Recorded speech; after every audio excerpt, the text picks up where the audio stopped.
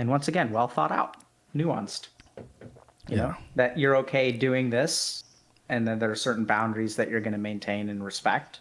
And that, cool. So what did you want to talk about in terms of men's issues today? I'd sent a video that I kind of summarized. Had you had an opportunity to watch it by any chance? No, so I actually purposely go into this stuff blind. Blind. Okay. Yeah. The only reason is because sometimes I hate the idea of feeling redundant with some of the stuff, but I guess it is good to explain it for folks who haven't seen it.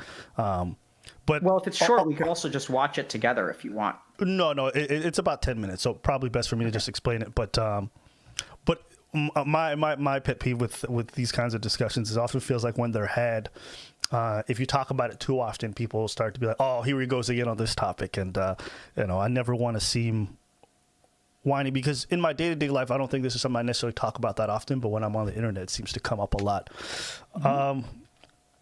Yeah. So are you familiar with the red pill community? At least in terms of the dating sense? Yeah. And so some people would sent me links, and they asked for my critique of it and how toxic some of it may be, whatnot. And essentially, the rebuttal I had was that I think for a long time men haven't had spaces on any kind of platforms or media to see their issues and their problems reflected in any kind of form, and they also oftentimes haven't had too many opportunities for guidance on how to approach women, on how to date effectively, on especially when you're expected to make the first step and to kind of put yourself out there, and a lot of the times there's not that much guidance for young men. And I know it's an issue that I dealt with for a long time. And so I say that essentially, even though I think the community has its issues and some of the rhetoric isn't always good, I think there is no alternative for a lot of men, or they feel like there isn't one. And therefore, until something is presented, I think the idea of taking down the one space where men see these topics reflected wouldn't be a good idea. That's the gist of it. Can you just help me understand, or just help people who don't understand what red pill is? Can you just explain? Yeah. So it's born from the Matrix, and the idea of the red pill versus the blue pill is Neo, the main character, gets a choice between choosing to see the world for what it is, the truth, with the red pill, or blue pill, which is to stay in this kind of virtual reality fiction type world. And so the term had a political meaning for some time, just for people who want to see the truth in life in general.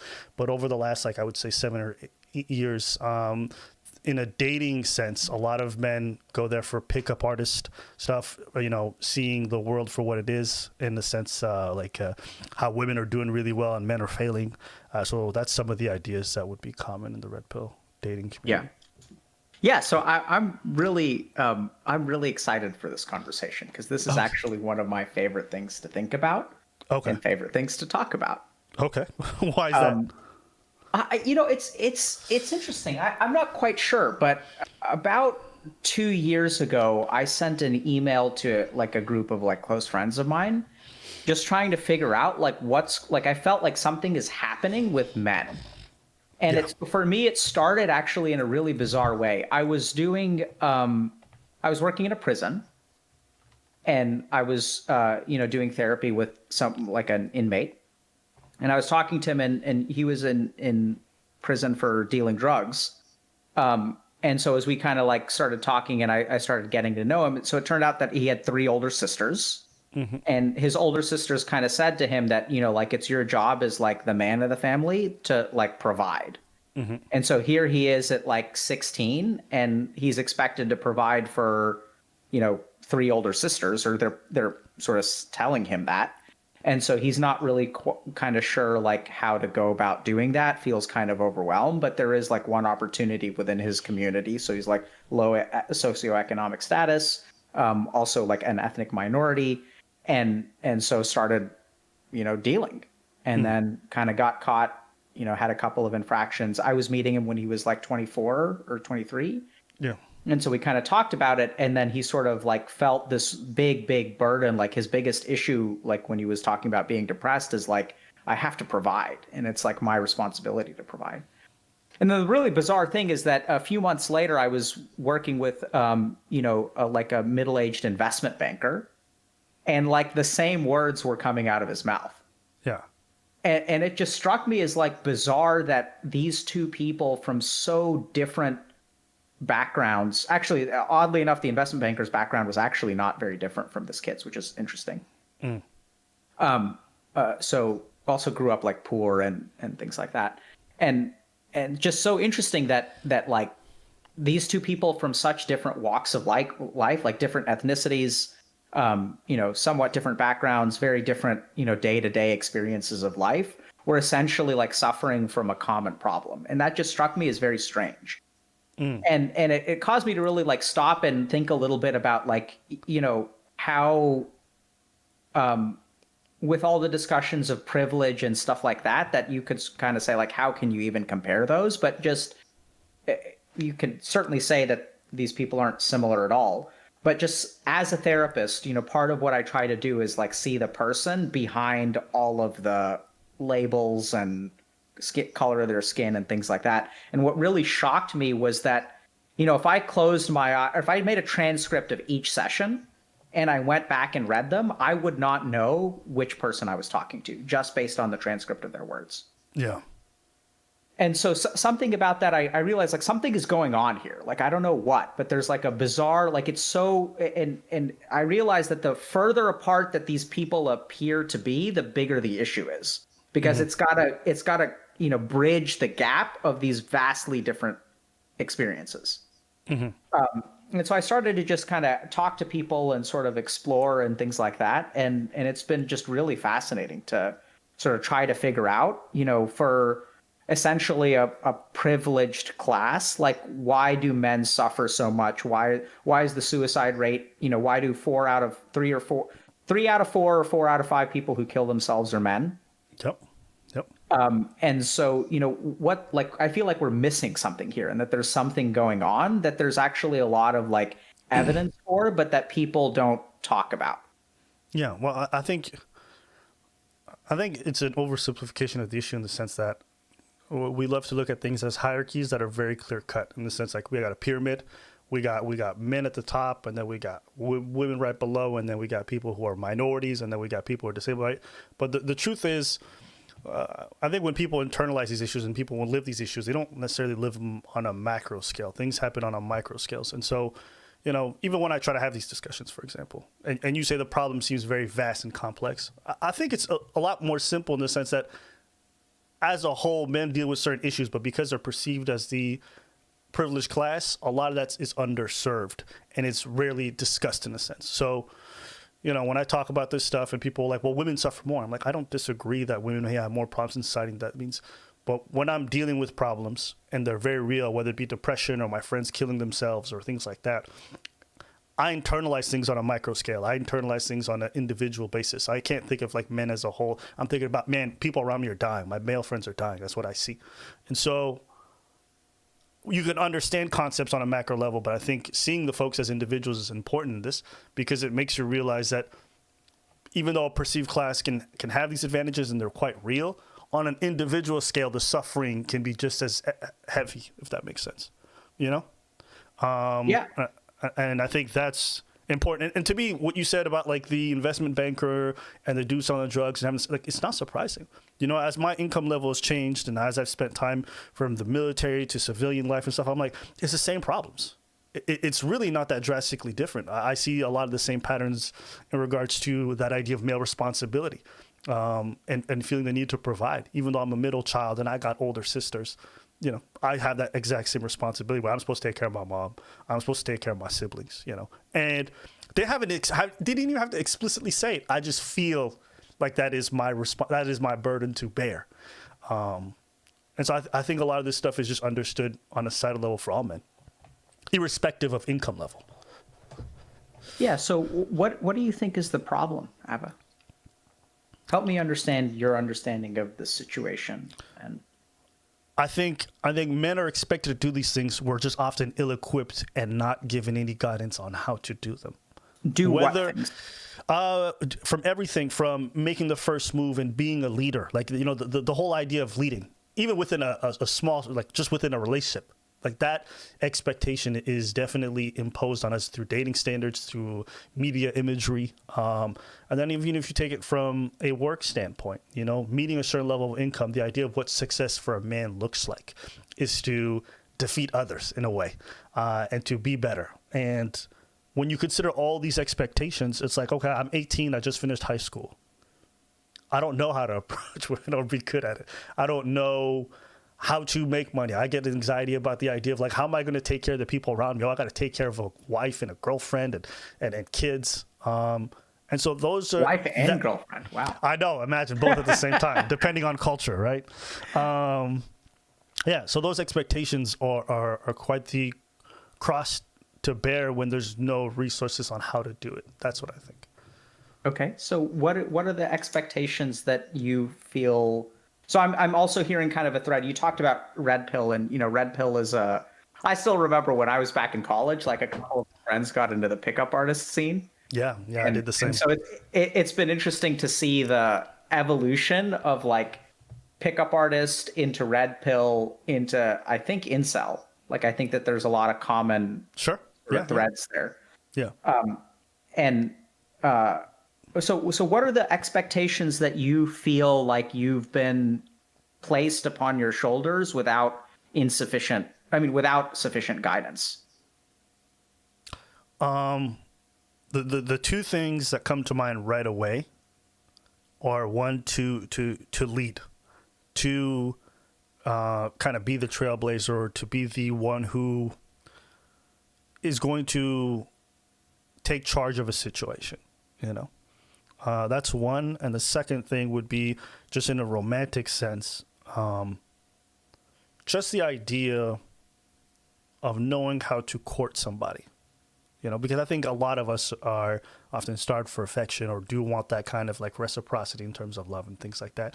But speaking to most men I know, they don't know how to do it. They don't know how to start that initiative, and they get so much anxiety and nervousness about it. It's like, what do you know? And they know nothing. And I'm like, I'm not surprised, because I knew nothing at 18 or 19 or 20. And yeah, those would be like two prime examples I can think of on the top of my head.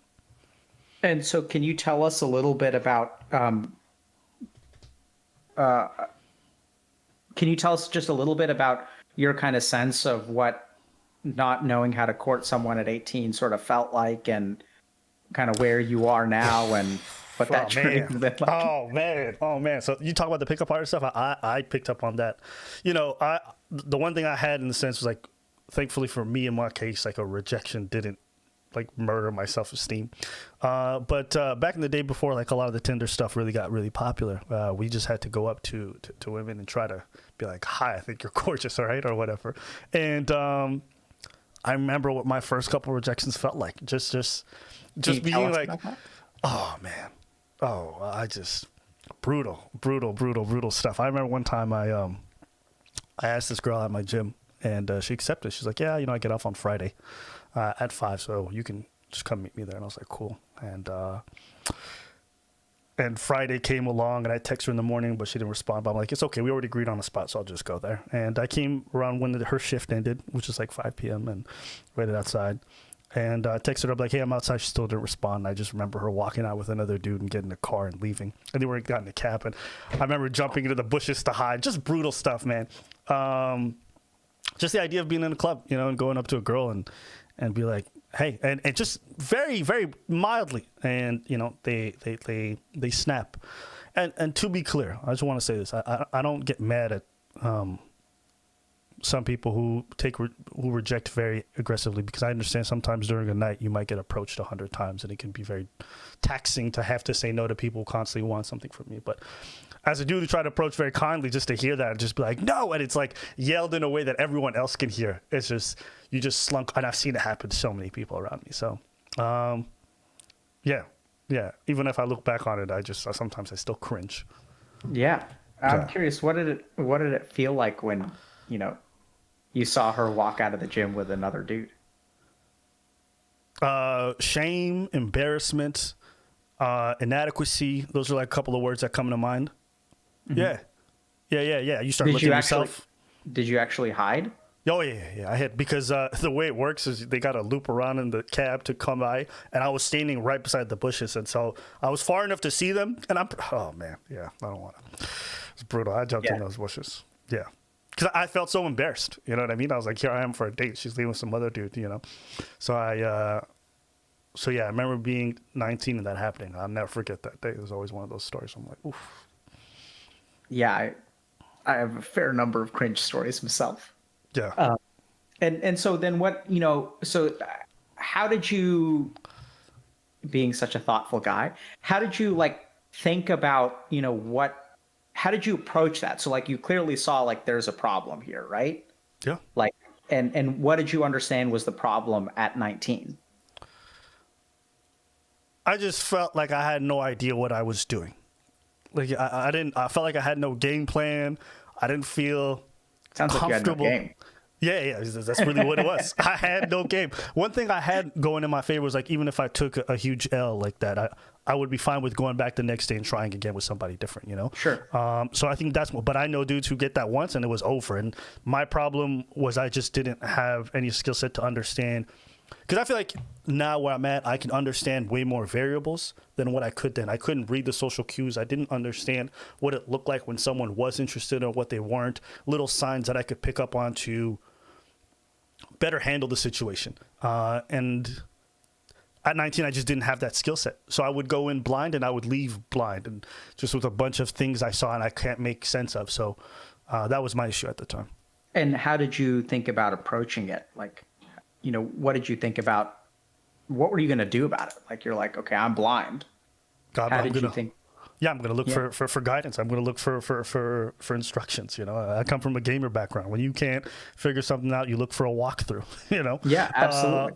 So it was the same idea. I needed some advice, and, I'm sure folks Google this on all ends. How do I make someone like me? Or how do I do this, right? We all looking for answers to find acceptance for somebody, and that's what I did.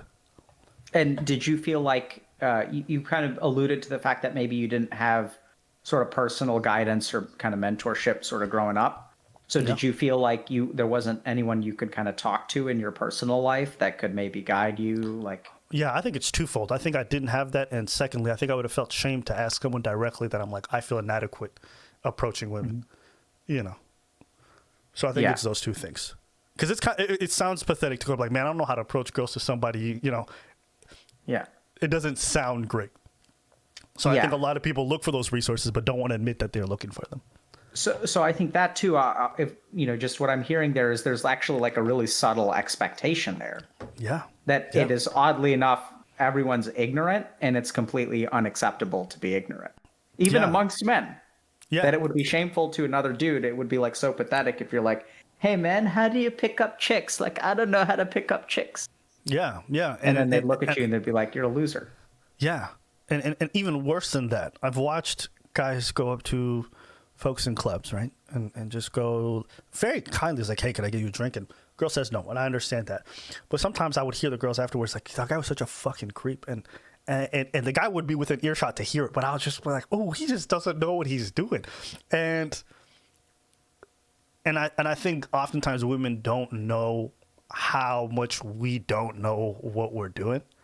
And sometimes a lack of skills is seen as predatory or somehow like very gross and disgusting, when it's just like, man, I feel bad for the homie. Like he's 21. This is his first time inside a club. He doesn't know. So yeah, I feel bad. I feel bad. Yeah, I can see it. I can see there's something, you're really resonating with something there.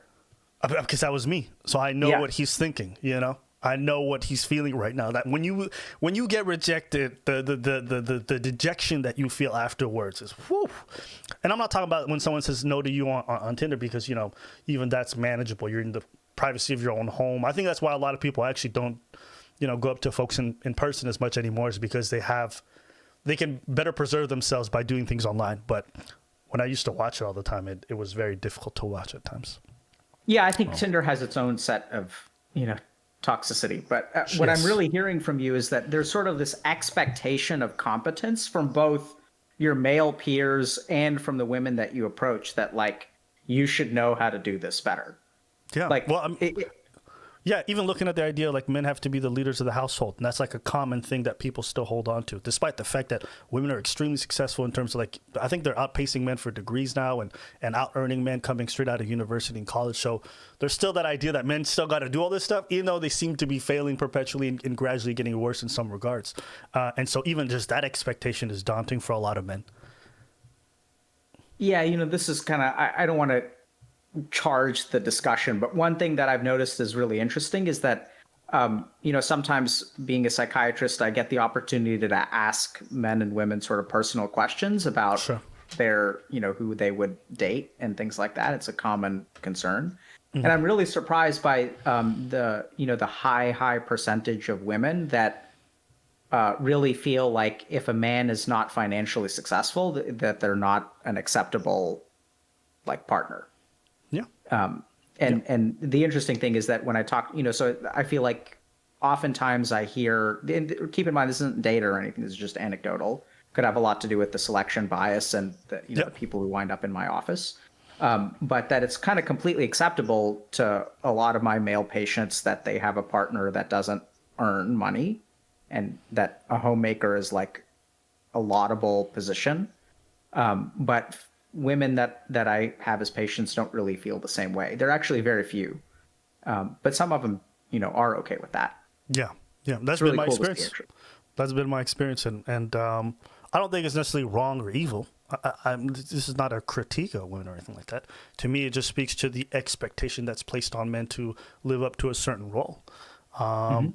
And yeah, if you look at the hierarchy of needs, like within data, but if you don't want to go there, we don't have to. It's like, yeah, there is that expectation on much of a societal level, even in like as progressive as countries as you can imagine. There's still a lot of those same roles uh, being existing. The interesting thing, just to toss this out, speaking of anecdotal experiences, when I talk to women about who they're willing to date, the interesting thing is that half of their hesitation doesn't come from a personal standard. It actually, now that I think about it, comes from a societal standard. Yeah, yeah, So it's more about like, what are my parents going to think kind yeah, of thing. yeah, And anyway, yeah, it's interesting. yeah. So, and then what did you do about it? So it sounds like you Googled how do I get someone to like you, and what else did you do about, learning how to do this thing? I had nobody I felt like I could talk to about this kind of stuff because of the shame. So I think I went onto online forums and internet because one, it gave me anonymity, and two, it reflected my lived experience. So with those two things, I was like, okay, I'm not alone in this, which is already a great feeling. Other people feel super inadequate like me, and we could talk it out and kind of share ideas. And then the third thing is then afterwards, I was led to some resources. I don't know if you've ever heard of this show. There's a show that used to be called Keys to the VIP. It lasted, I think, 3 seasons. It was a show where, two guys would be sent to a nightclub and they would, be asked to, try to pick up women and try to do so in creative ways. And I would watch every episode. Just I'm like, oh, okay, I'm learning, And it got canceled, obviously, because some people felt the show was unacceptable in that regards. Even though these guys weren't being pigs or anything weird. What kind of stuff were they doing? They go up and then sometimes they would pretend that they were deaf and they'd like, they'd have to write on a cue card to see if they could talk to the person. They would basically handicap themselves. They would handicap themselves to see how I can do it, how easy it is.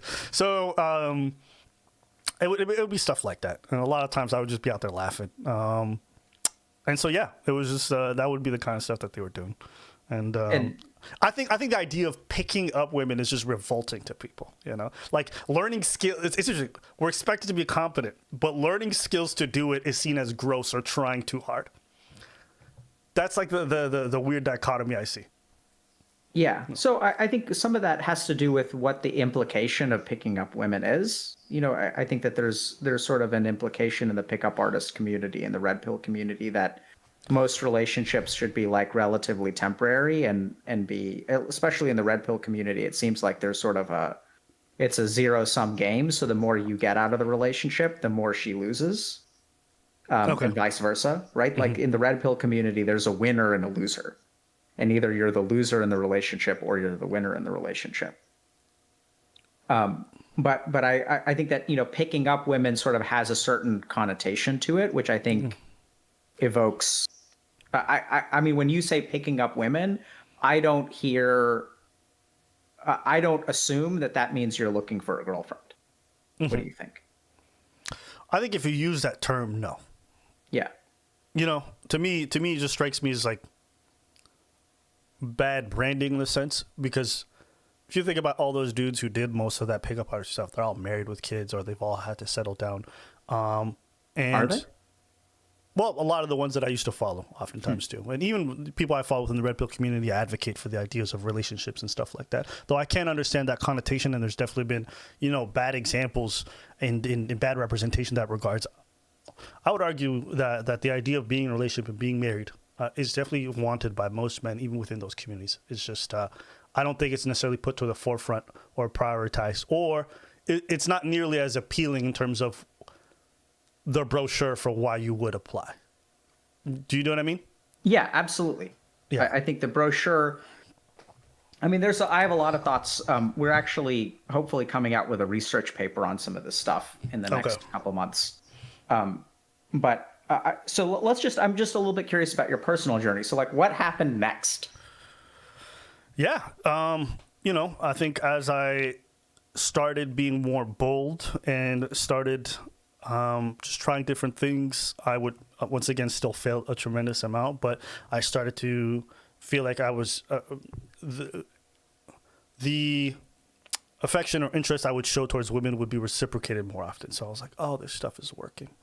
And, I think as you get more involved with that stuff, then you start to fall in some pit traps. I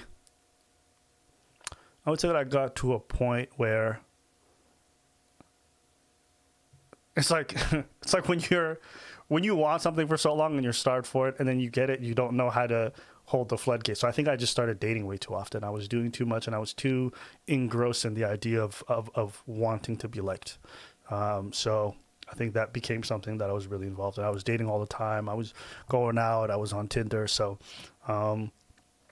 yeah, I was like, oh, I can do this now. I can do what a lot of dudes can't do. So I'm not going to stop. And yeah. So Abba, I'm going to kind of ask you. This is sort of a hypothesis-driven question, but Sure.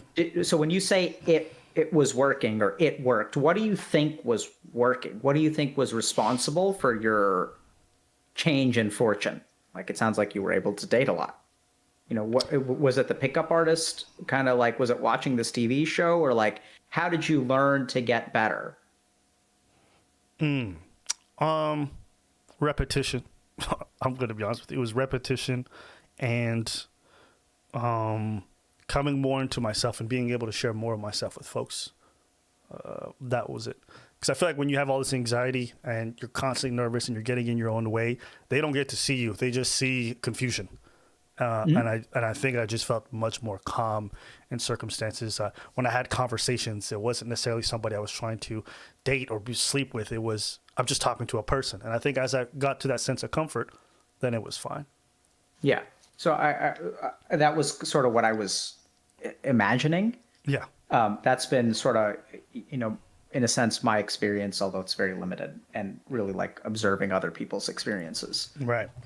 Is that there isn't sort of a magic trick. It really is about kind of being your best self. And, the more that you can just be your best self, like, people will be, that's going to be attractive to hopefully some people, usually some people. Yeah, but it's getting there. It's getting there that's the problem.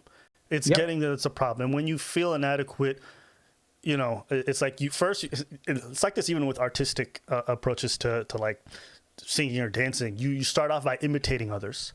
And then as you do so through that process, you start to find your own voice. And I felt like dating is like that too. Like, or like approaching and breaking that ice, that tension, that awkwardness is very difficult at first if you have nothing to lean on. That's what I found. Yeah. And so then what happened? It sounded like you were dating quite successfully. Yeah. You'd become the Chad of your dreams. Yeah. We didn't have that terminology back then, but yeah. Yeah. I suppose so. And then what was that like for you? It was just a lot of excess. It was just too much of something. That's the best way I could describe it. What do you mean by that? Can you help us understand that a little bit? Yeah, it's just too much time, too much energy. It's like I got lost in the sauce. My day would be spent and the day would pass by, and I'm like, what did I do today? And a lot of it was meaningless. Which not everything has to be meaningful, but I think I valued my time. And as I discovered other things that I was passionate about, interested in, I started to realize my priorities were in the right place. I was too busy chasing a high, if you will. I think that's how Yeah. I felt it was. The mark of a true Chad is to be like, oh, I'm dating too much. Yeah. I know, and I have this conversation all the time because like people who haven't been there are like, yeah, you're just saying that. I'm like, it's hard for me to tell them that the grass is not greener on the other side if they haven't been there, because their whole life they've been told this is the ideal thing to go for. So Yeah. yeah. And what I'm hearing is that, you got to the other side, you thought the grass was greener, and you're like, actually, this isn't. Yeah. Same thing happened to all my friends too. All my friends had the same experience. And that experience was dating a lot and dating intensively and Yeah. sort of slowing it down. Yeah, they were starved for females' attention, and then afterwards, once they got it, and they started being very gratuitous with it, they realized like, oh, this is not that great. And I was like, I know, we had this conversation, but sometimes you got to experience it to understand it. So I try not to be too preachy about it.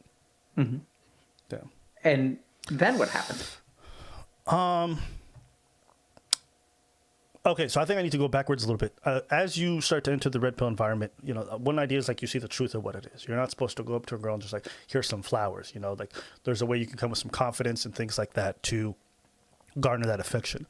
But then that also trickled into more political discussions about, what are men's struggles and why you're struggling and why society's built this way and what your burden and responsibility are and how women really are. So you'd hear that kind of rhetoric a lot, and that would be engrossed into some of the pickup artist ideas that you would hear about often. So as I would hear that, it began to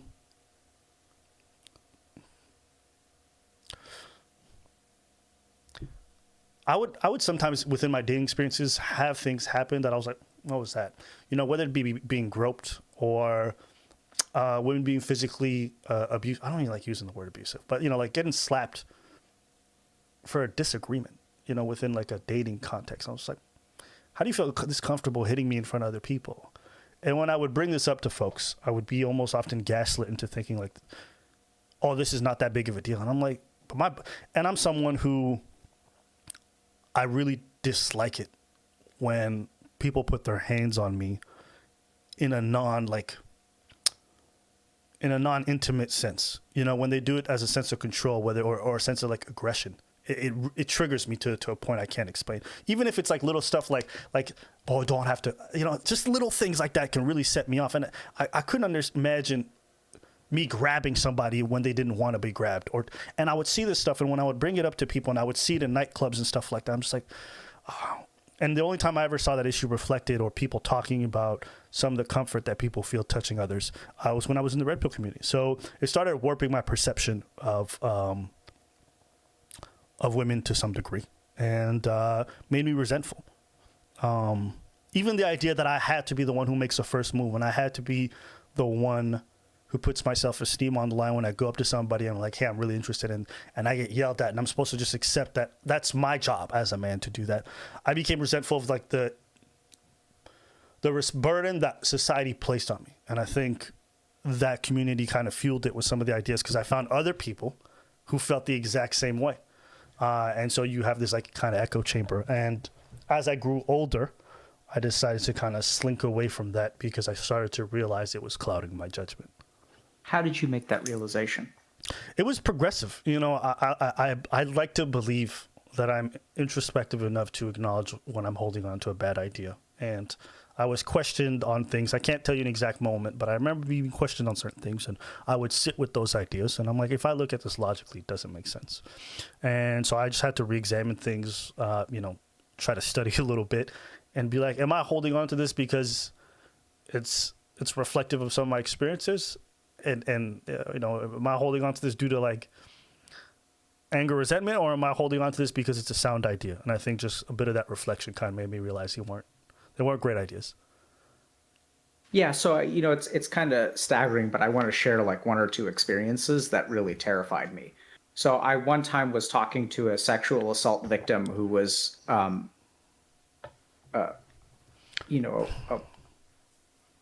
tall, well-built man, mm-hmm.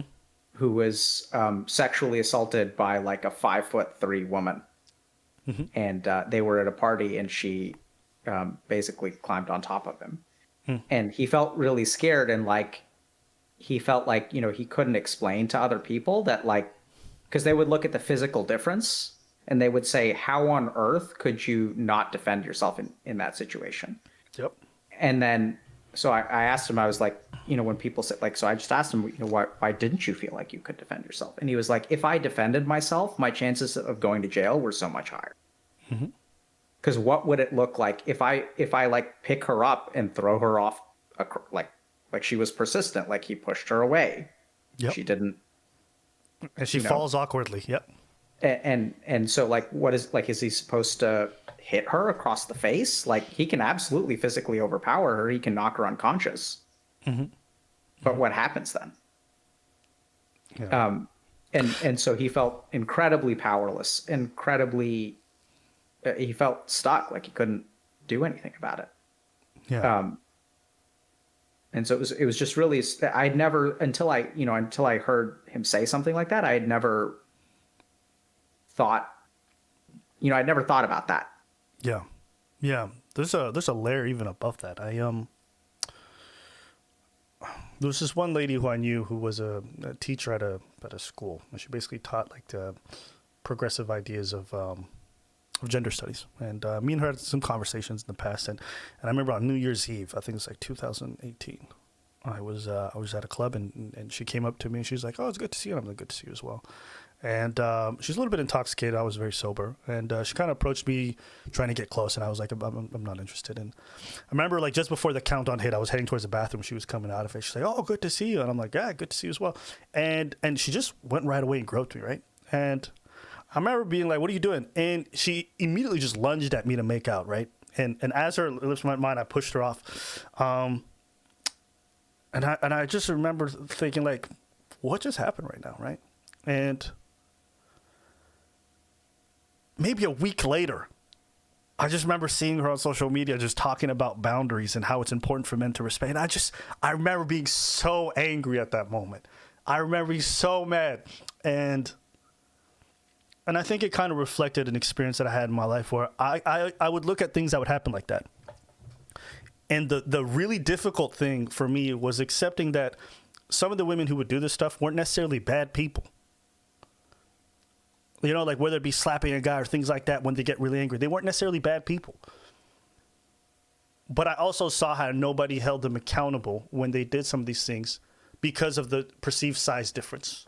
Because of the idea that a man being hit really doesn't have any implications, or his boundaries being violated doesn't really matter, And when I had a conversation with one person, I was like, "Do you not realize that you are doing something wrong when you put your hands on me that way?"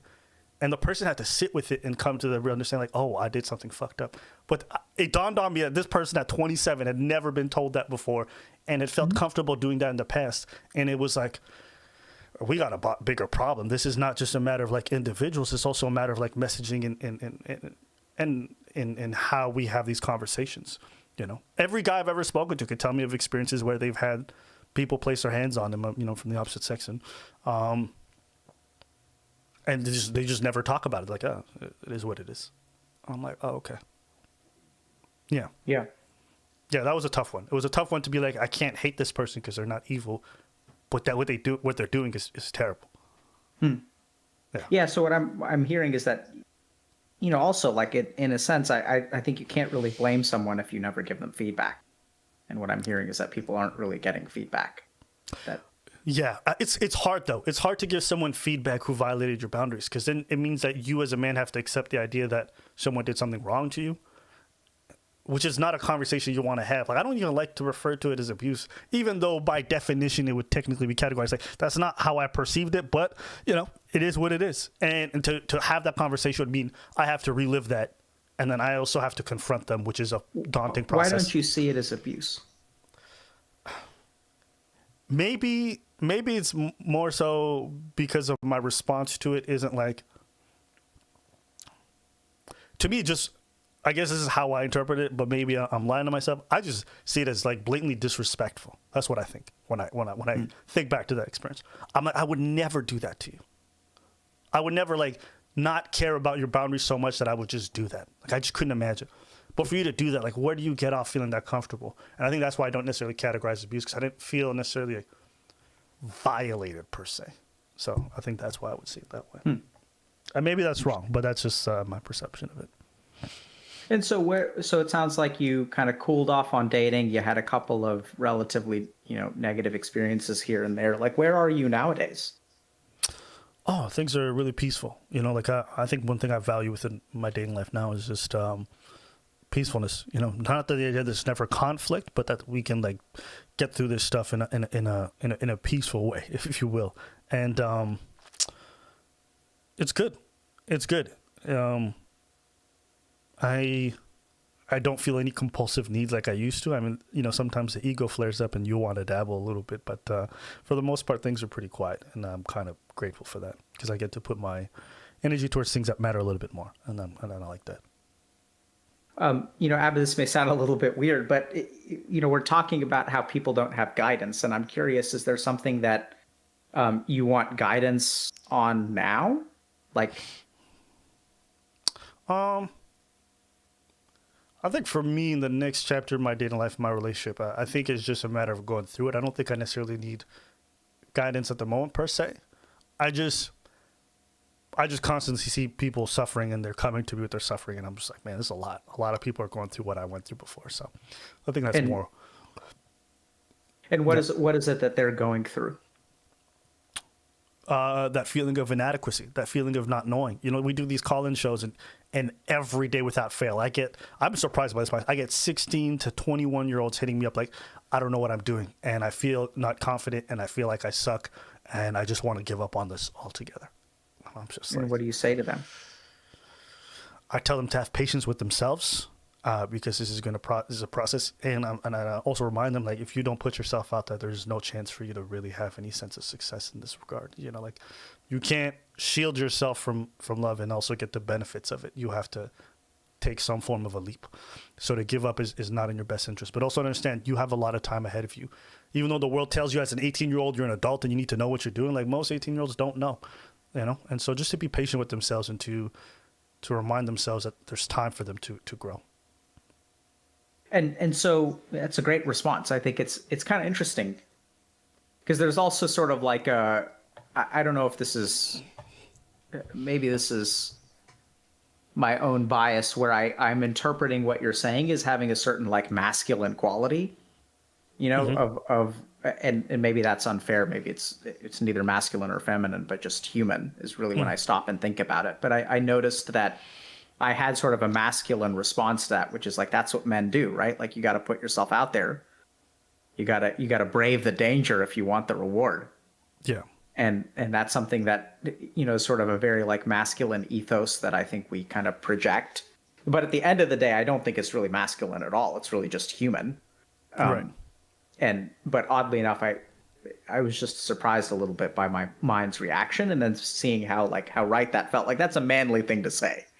Like, when I heard you say, like, you got to put yourself out there. Like, sure, you can't shield yourself and get the benefit. You have to be brave. You have to be courageous. Yeah. And like I said, I clearly don't. I mean, I don't think it applies just to men, but it's interesting how that's kind of that's where we kind of go. You got to be manly, bro. Yeah, well, I mean, the idea of putting yourself out there is what men are repeatedly told all the time, whether it be like making the first move, whether it's protecting your family and shielding them with your life, whether it's being the one to provide financially. It's like you're the one who has to put yourself on the limb in an outward perspective. I think women do it as well. I think it just doesn't manifest as like outwardly as it would with men traditionally. I think that's what it is. Yeah. And so I want to go back to this. Like, so someone asked you what you thought about Red Pill, and what was your answer again? I think it is the only source of resources that that men have, and I think it has its imperfections as a community, but some of their ideas are very valid, and that was my stance on it. Mm-hmm. It's got its problems, but it's its only spot for men to hear some of the stuff they need to hear. And what is it that you think they need to hear? To take accountability, to understand that they have a responsibility towards self-improvement if they want the results that they feel they should get, that that it's not going to be handed to them, that they have to work. Like, I got that from the military and other stuff. Most folks don't get it at that age, They don't get at that age. They don't get told, like, if you want to meet somebody or find love, you have to put in some work.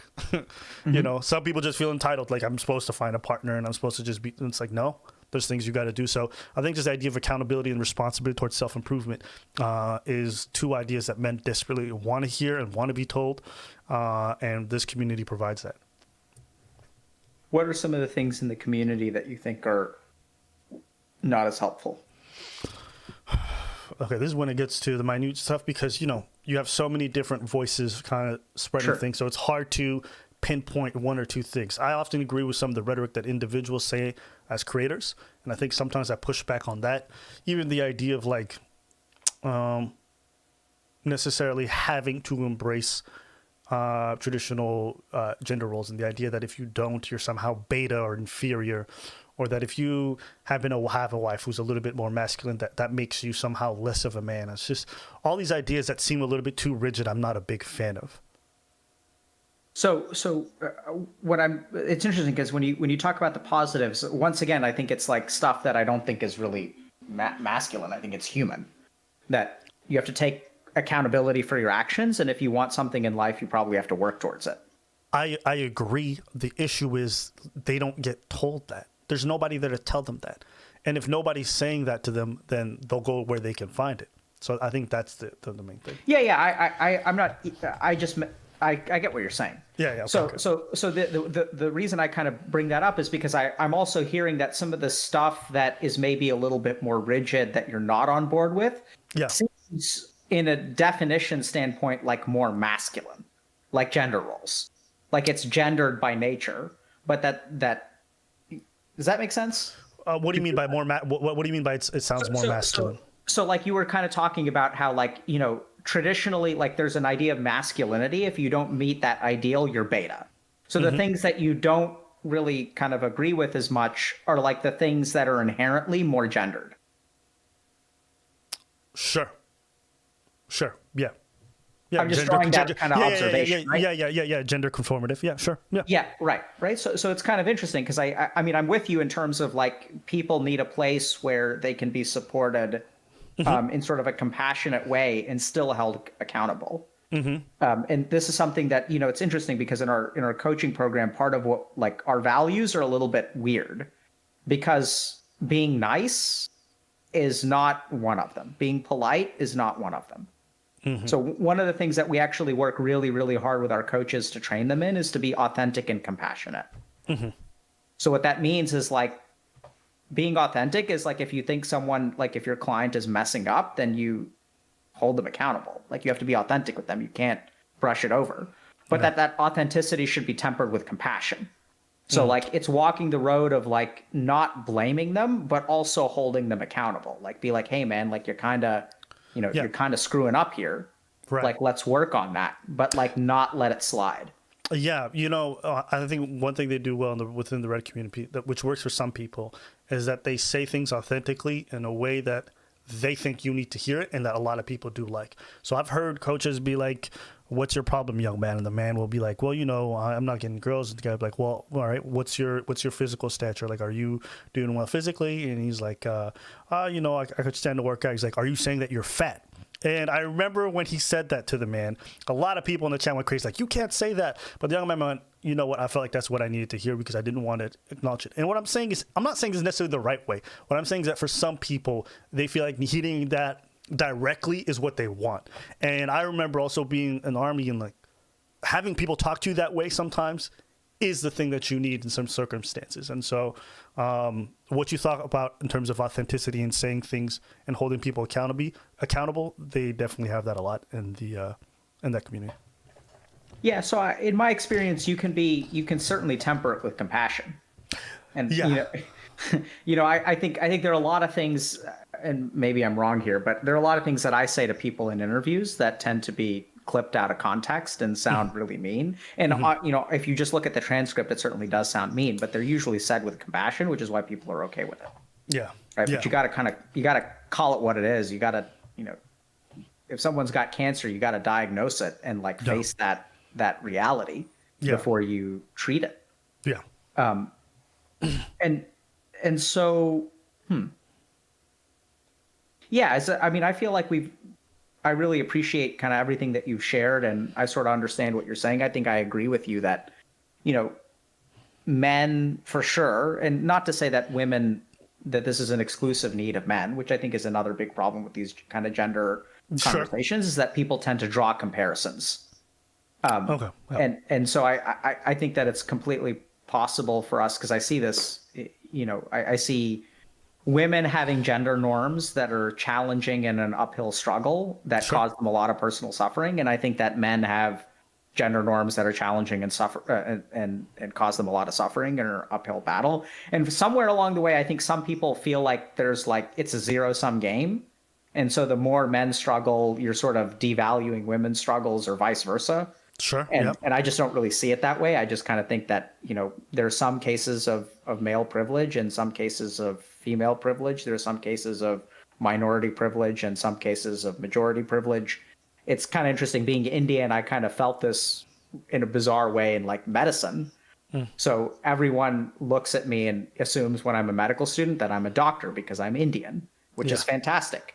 Yeah. But, you know, from a standardized test perspective, like in terms of like the standardized test score that I need to get is like 20% higher than like other ethnicities who are underrepresented in medicine. So Sure. I have to score above average to be competitive.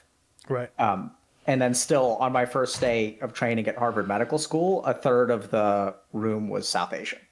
Yeah. And so, you know, it's like, I don't know whether it's right or wrong. I've certainly felt both sides of it. Sure. In terms of minority privilege and racism and Yeah.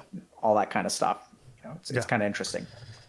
Yeah, I think the issue with this, more than I agree that everyone has their struggle, I think the problem is I just remember never having many resources to look towards. Whereas when I spoke to the women I knew, I think they saw themselves in a lot of like talk shows, for example, or resources that they could look towards for information. And I think, you know, it's just the idea of me having to go on YouTube to learn about this stuff in 2012 was just so weird to me. You know, because you can't really think of like TV talk shows for men or stuff like that. And more than just, you know what I mean? Yeah, I was just thinking, like, what's the male equivalent of The View? There is none. That's and I made the comparison. I said Joe Rogan, which is funny because it just used to be like a shitty podcast in some dude's basement, and now it's like this worldwide thing. But at its inception, it really wasn't. Yeah. And more than that, I think oftentimes it's like the little that we do have almost feels like it's constantly being threatened to be canceled, and so it's just like you get a little bit defensive, you know. And so I Help think me understand that. I mean, yeah, in terms of like the red pill community, sometimes deservedly so, people just are gone in terms of like their presence online. Take the Rogan podcast, another great example, which is like, you know, it's been in the news a few times for, you know, people trying to have it removed from online platforms. And so there's just this perception, even if it's not reality. I'll grant you I could be wrong, and this is anecdotal, but there's a perception that male spaces are not safe. That's how a lot of folks feel. And what's your understanding of like Joe Rogan and like why it's been in the news for being canceled? Here's an Because interesting it's a thing. male space? I'm gonna draw a parallel, and there's none of the individual creates content online, and sometimes people feel like when he's coaching people or when he's talking to people, right, that he has a strong dislike for women. And so I went to go watch his content, and I went to go watch his like coaching with men, and a lot of the verbiage was the same. I think sometimes in male spaces we have a way of talking and we have a way with engaging with each other that's often seen as unacceptable or wrong, when it's just for some people it's like it's a perfectly fine temperament. And I think men feel like they're being policed in a sense. Like you know what I mean? Does that make sense what I'm saying? Sure. Yeah. So, but give me an example of what you think is like, you know, just is the language of men that other people take offense to or that other people are trying to police. I couldn't give you an example of like words we use. I could just give you in terms of like a bluntness. So I had the same thing in the Army. The way we talk among soldiers, perfectly acceptable. If it ever made it online, there was no way we would keep our jobs. But it is how we speak on a regular basis. It is how we talk to each other, you know, behind closed doors or whatever. And so there's this need to hide some of that constantly, and to temper our way of being online, which would most people like, that's toxic. And I'm like, is it though? Or are we just fine with how we talk to each other? So, and I've just seen it so much over the years, like shows that I used to love that I think geared towards men's experience. I remember this one on BET, the Man Show, like gone, you know, and people were like, this kind of talking isn't acceptable. I'm like, is it though? So I think that's the perception, even if not accurate, that it's a perception that a lot of men have. Yeah, so I think I'd really love to hear some examples, Abba, because I think it's like if you're making the argument that some people behind closed doors say certain things which they're okay with which other people aren't okay with, I think that there's like something to really be explored there, right? So even if we look at the incel community, or like the red pill community, so there's this sense of, so this is part of like what we've kind of uncovered in our research, is that, you know, there's this sense of online drift. So what tends to happen is that, you know, we start out like, I'll look at, let's say, like a Jordan Peterson video on YouTube. Okay. And then what'll happen is like my YouTube will start recommending other things to me. And depending on what I click on, like I'm going to go like down this rabbit hole, right? I don't know. You just kind of, you almost described Jordan Peterson as a gateway. It was kind of funny to hear that. But no, but I'm not. That wasn't. It was. I used him as a good example because no, he is a good example. He's a good example, right? So like what I'm not making a judgment or anything. I'm saying like literally from a YouTube algorithm standpoint, this is literally what we're researching, is how online drift occurs. So this is what content creation platforms do. So they curate content and they say like, oh, for people who watch Jordan Peterson videos, like half of them also like something else. And then half of them like something else. And you also see this in political drift, right? So if I watch like Fox News, like a Fox News clip that is making Fox News look good on YouTube, then like YouTube will populate with something else. And then so over time, what happens is like we get, and you kind of mentioned this echo chamber, over time, it's kind of weird. I don't think people realize this is happening, but because of the nature of content curation, and platforms are trying to, you know, do this on purpose, we start to be surrounded by voices that are similar to our own. Sure, I agree with that. Oh, no, 100%. And over time, as that radicalization happens, I think that like you'll see in some of these, like, you know, so then you'll get like the incel subreddit gets banned and things like that. And so what ends up happening is over time, people will like go to esoteric, like further and further, like removed from the front page of the internet. And then sometimes in those spaces, you know, you'll talk about people routinely discussing things like violence towards women and stuff like that. And I imagine that those people feel very comfortable with their language behind closed doors. And that people from out, you know, on the other side of the door would find it unacceptable. But, you know, how do they get from that point? Part of it is also your drift, but a part of it is even the more modest examples sometimes of like masculine discussions sometimes get removed from platforms. Jordan Peterson's the example you used as a starting point. But I remember a time when he would get, you know, booed out of universities and colleges for rhetoric, which I didn't think was crazy extreme. But that's what I'm talking about when I say it almost feels like our language is being policed, is that even the modest example that you started with was often being removed from campuses. I remember seeing one guy who went in for a discussion and they just barred the doors. And so, you know, when I see this stuff, it changes my perception of how I think masculinity is viewed, whether accurate or not. It is how I see it. Yeah, sure. So how do you think masculinity is viewed?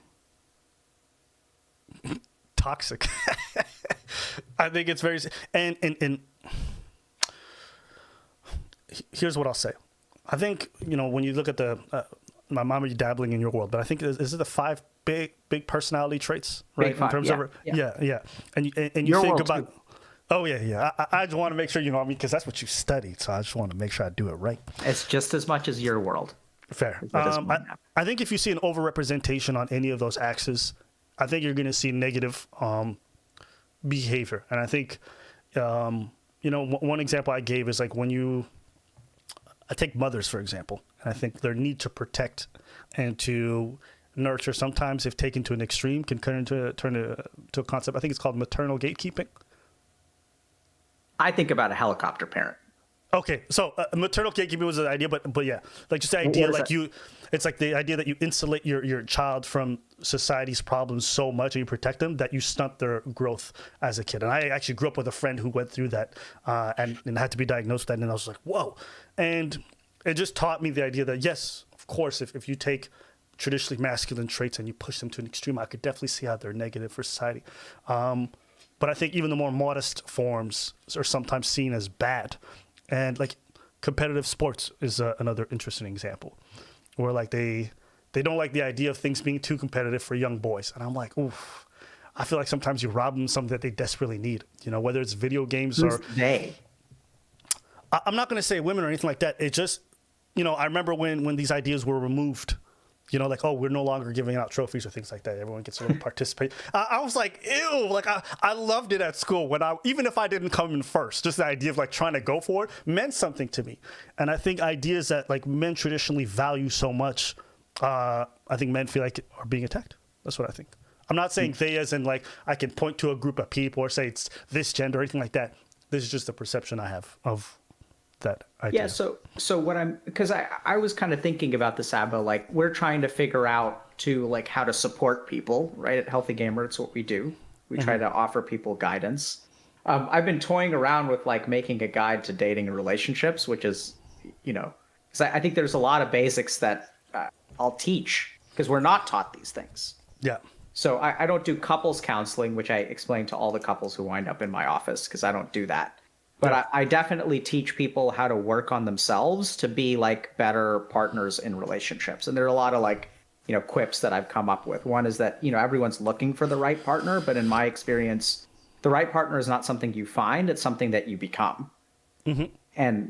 And so I think that there's a lot of like, anyway, so there's kind of a random aside, but what I'm kind of hearing from you is that, so as part of this struggle of trying to figure out how to support people in our community, men, women, transgender folks, kind of everyone. Part of what I've been trying to understand is like, what is toxic masculinity and what is masculinity?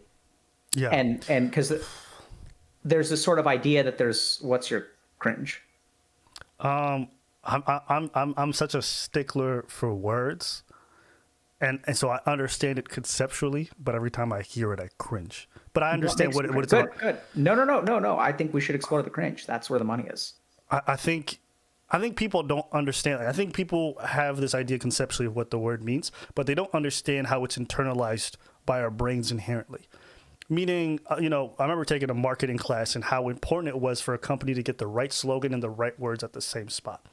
And no matter what a company may mean by their slogan, they understand that people interpret words and it just goes right to their core, irrespective of what spin or what idea you want to put with it. And I think whether it's, you know, toxic masculinity or men are trash, I think the ideas behind them, the sentiment I can understand.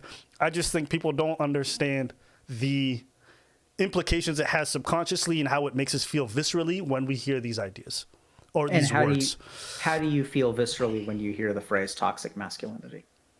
I'm going to use men are trash because I think that's like a much more poignant one and I think a more extreme one. But I think when I hear that, for example, I immediately think we're not redeemable. I think of the word trash and I think of throwing it out. You know, I think it's like it's over for that. And it's just such a tough thing to hear, especially when you're young and in development. You see it online. Men are trash, and masculinity is toxic or toxic masculinity. You're just like, whoa. It's very polarizing language. That's what I think. So you equate toxic masculinity, like when you hear the phrase toxic masculinity, your mind goes to men are trash? Okay, men are trash is a separate phrase, but they're often coupled with each other online platforms. So for me, yeah, sure. For me, it's like part of that whole ensemble of polarizing terms that people use that I think has more of a negative effect than anything else. Because it reinforces an idea that I think a lot of people already hold in their heads. And what is that idea?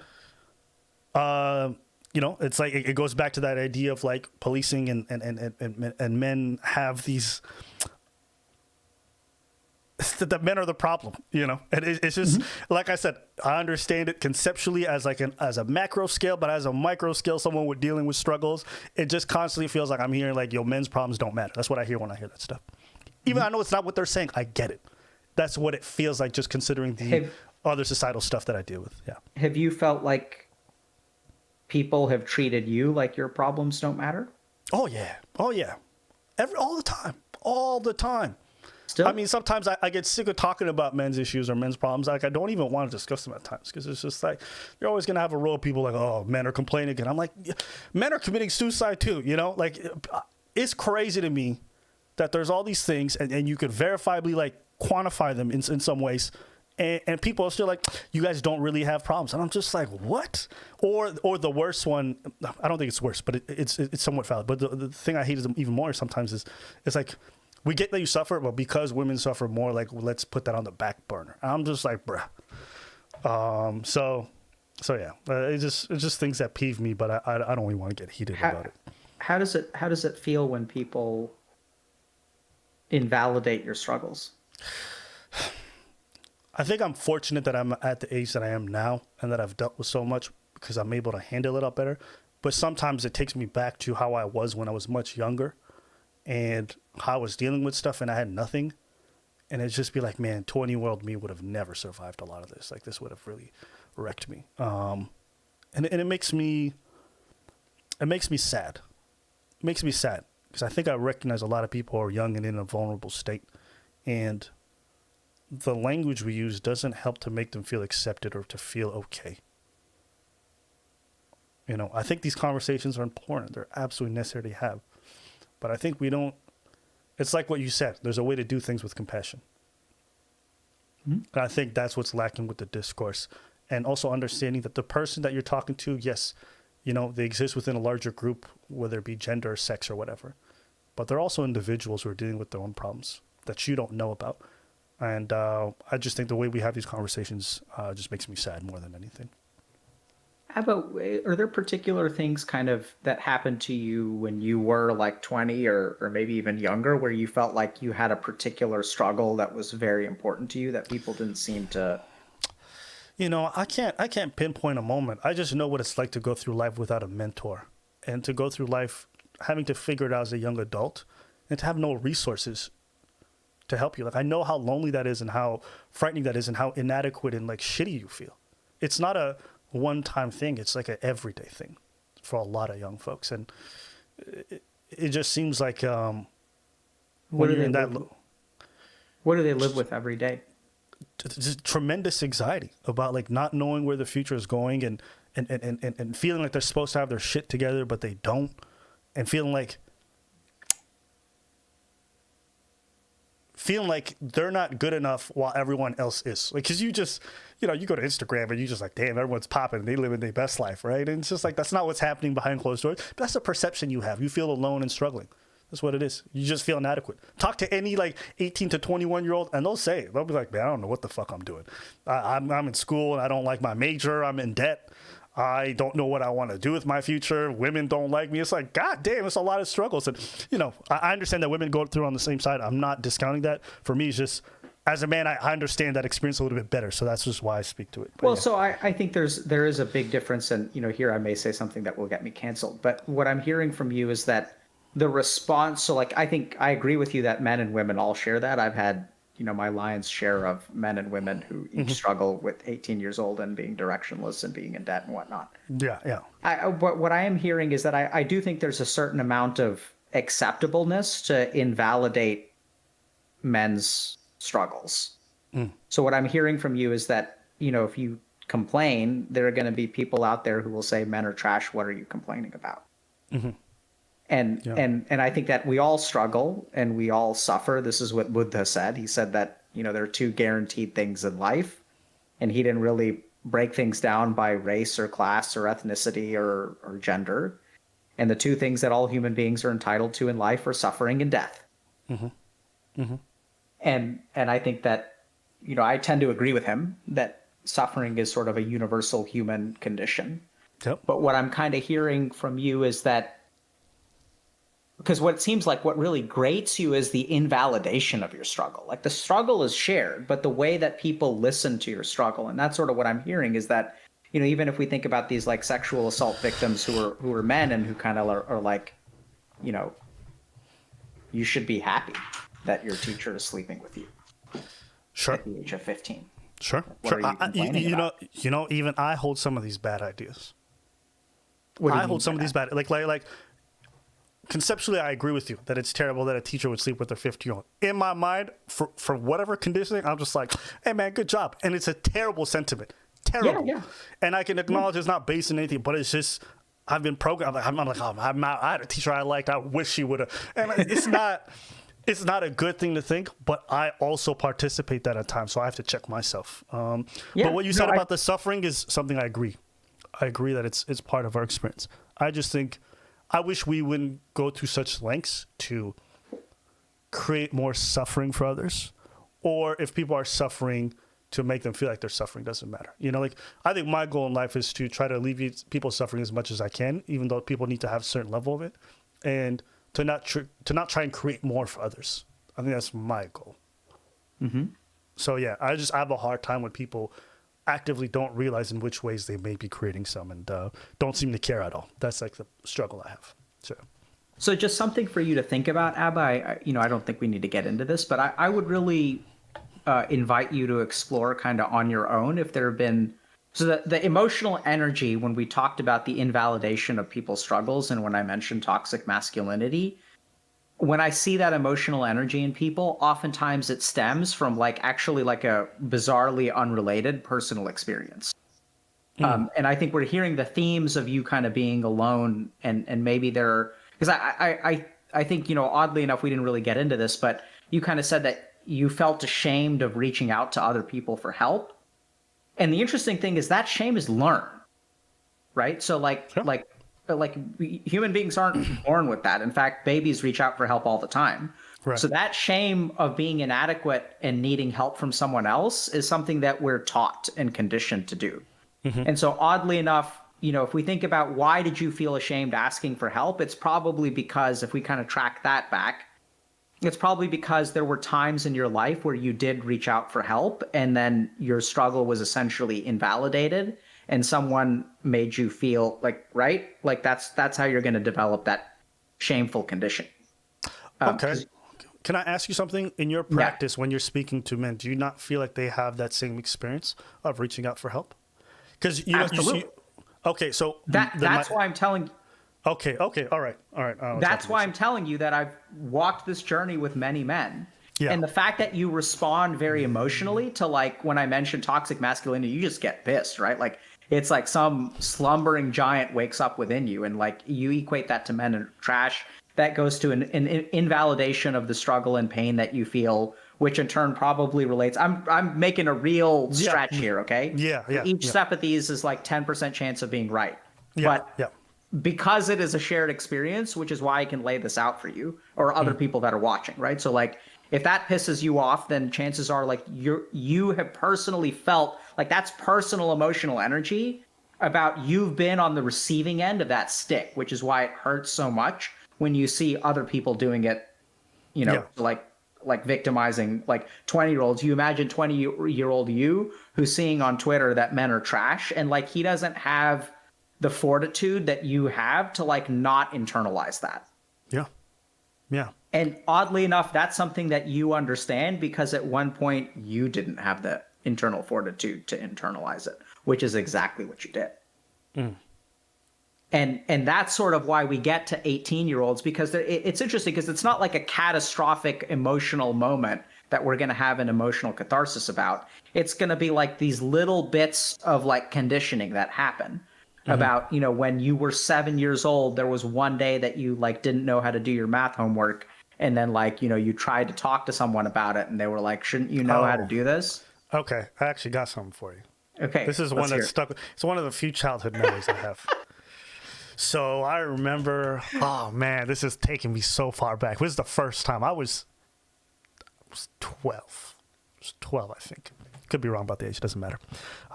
We would do this thing at school where once it would snow real bad, we would make these snow forts. and everyone would make their own, and then obviously a little bit of like water would fall and it would get iced up.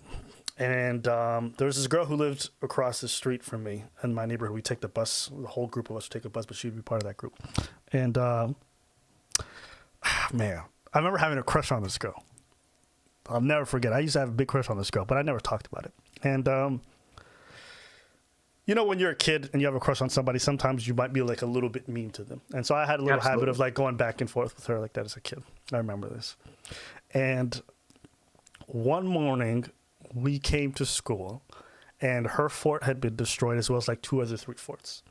She went to the principal and she said, Abba did it. Abba destroyed my fort.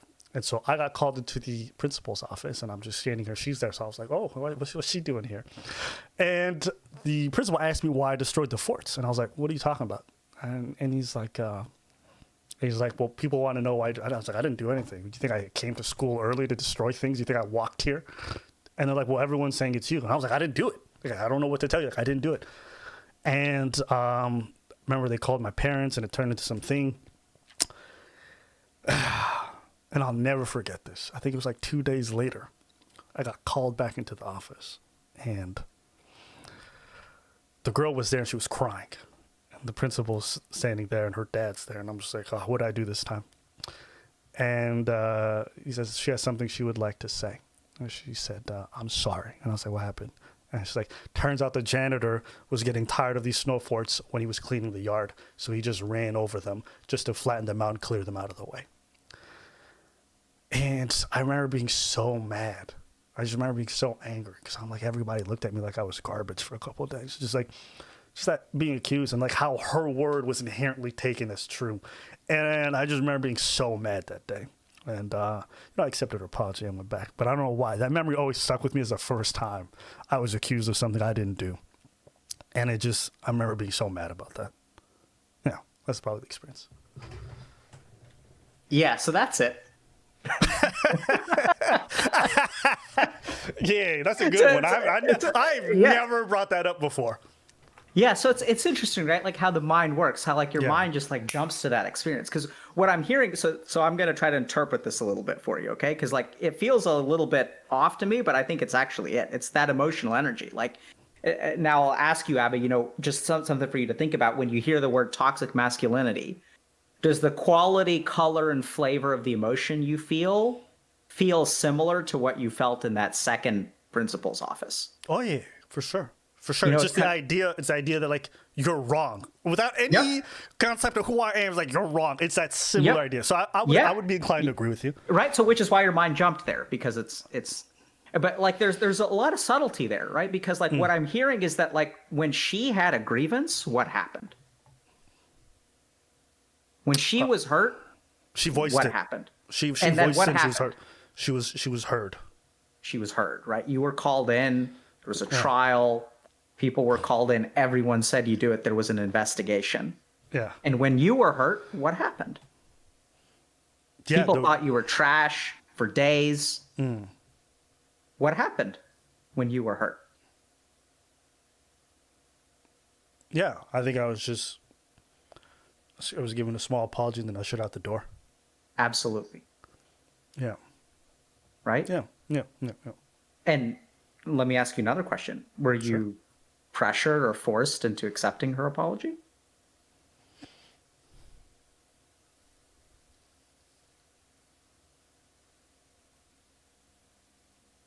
I think I was just expected to accept it. Right? So like when you're a 12-year-old boy and there's a girl crying and she apologizes, you don't get to say, fuck you. No.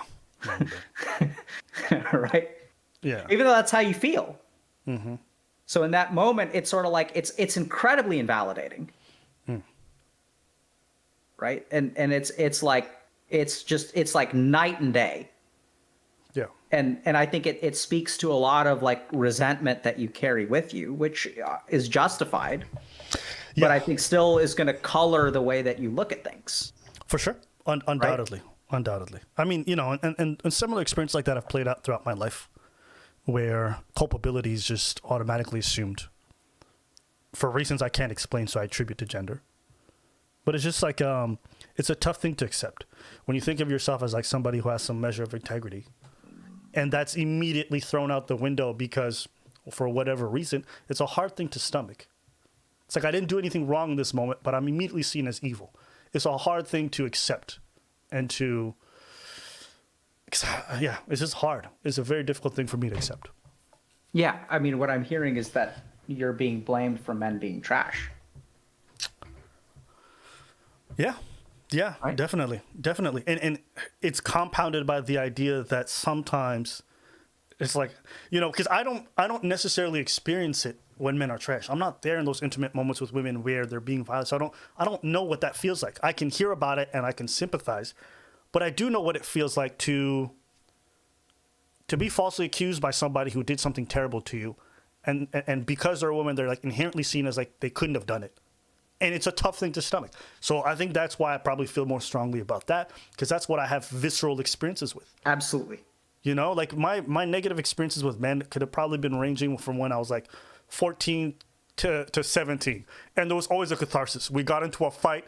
We exhausted all our energy. One person won, one person lost, and I move away. But there was never this idea that you're evil because you did this. It was like, we're going to just duke it out as equals, and then that's it, you know? And I could live with that.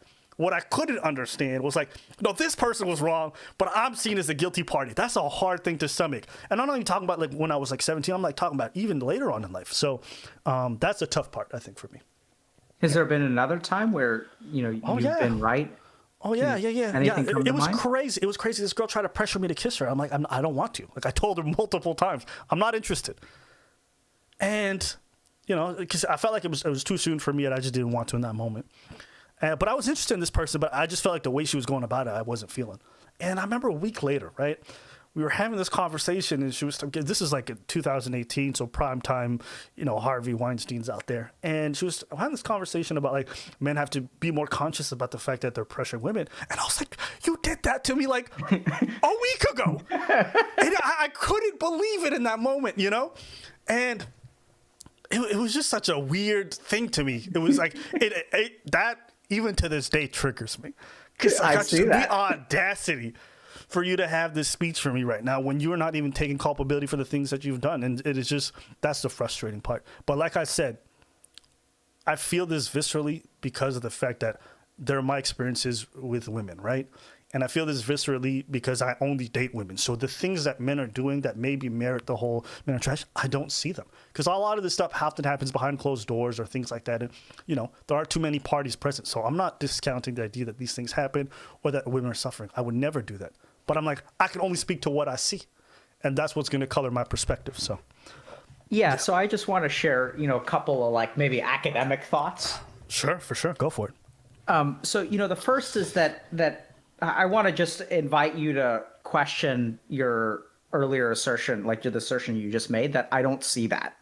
So I think this is something where, a lot of men, I know certainly since I've started looking for it, that like, if you actually look at it objectively, there may be more of it than you realize.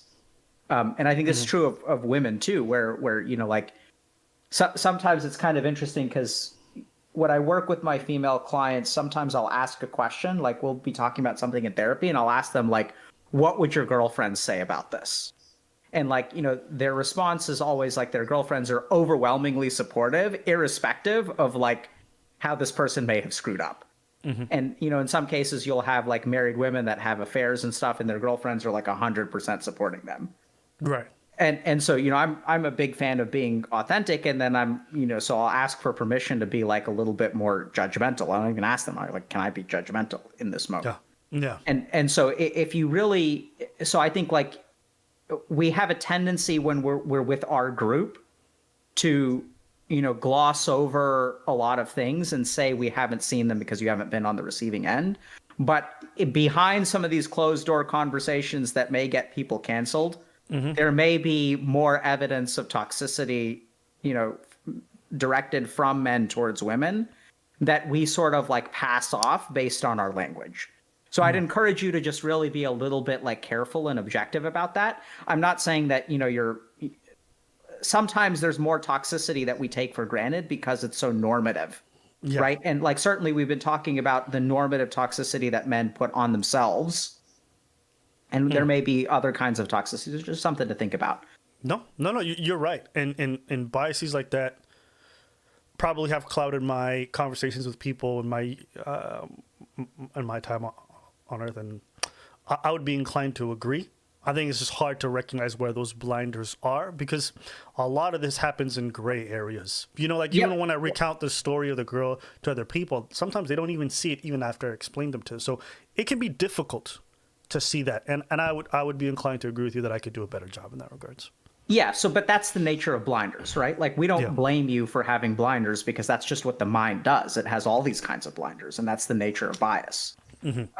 And so that's number one. So the second thing that I just want to touch on, which is, I'd love to get your thoughts. So, I tossed out this term toxic masculinity, and we went on a beautiful tangent. My favorite of the day. Yeah. It really, Abba, it's lovely to see how like animated and passionate, and like when you get that plus the thoughtfulness, like I don't know why. I mean, the stories really weren't positive in any way, shape, or form, but just hearing the way it's something about your storytelling capability or something, I just really enjoyed hearing that, and I felt oddly enough happy that you were able to sort of share that, even though it's kind of an ugly story if you really think about it. Yeah. Yeah. You know. But it's interesting. Even your response to the story indicates the different perception of it. Because I feel like, again, this is probably my biases again, but it's one of those things where it's like we can have this conversation and it not be too much of an issue. I think maybe I'm wrong. Precisely because of the different genders. Do you know what I mean? What do you mean? Meaning, like, as I'm talking about this, right, and we're having this conversation about being pressured, like, even though intellectually we might look at it and be like, yeah, that was terrible and toxic, I think subconsciously we don't infer that same implication. We don't actually see it as it necessarily being as terrible as the action itself would normally dictate. Does that make sense? I see it as terrible. Right. I think you see it as terrible too. I don't even think I do. That's the fucked up part. That's the part that messes with me. So here's the reason I think you think it is terrible on a subconscious or unconscious level. There are parts of you that don't.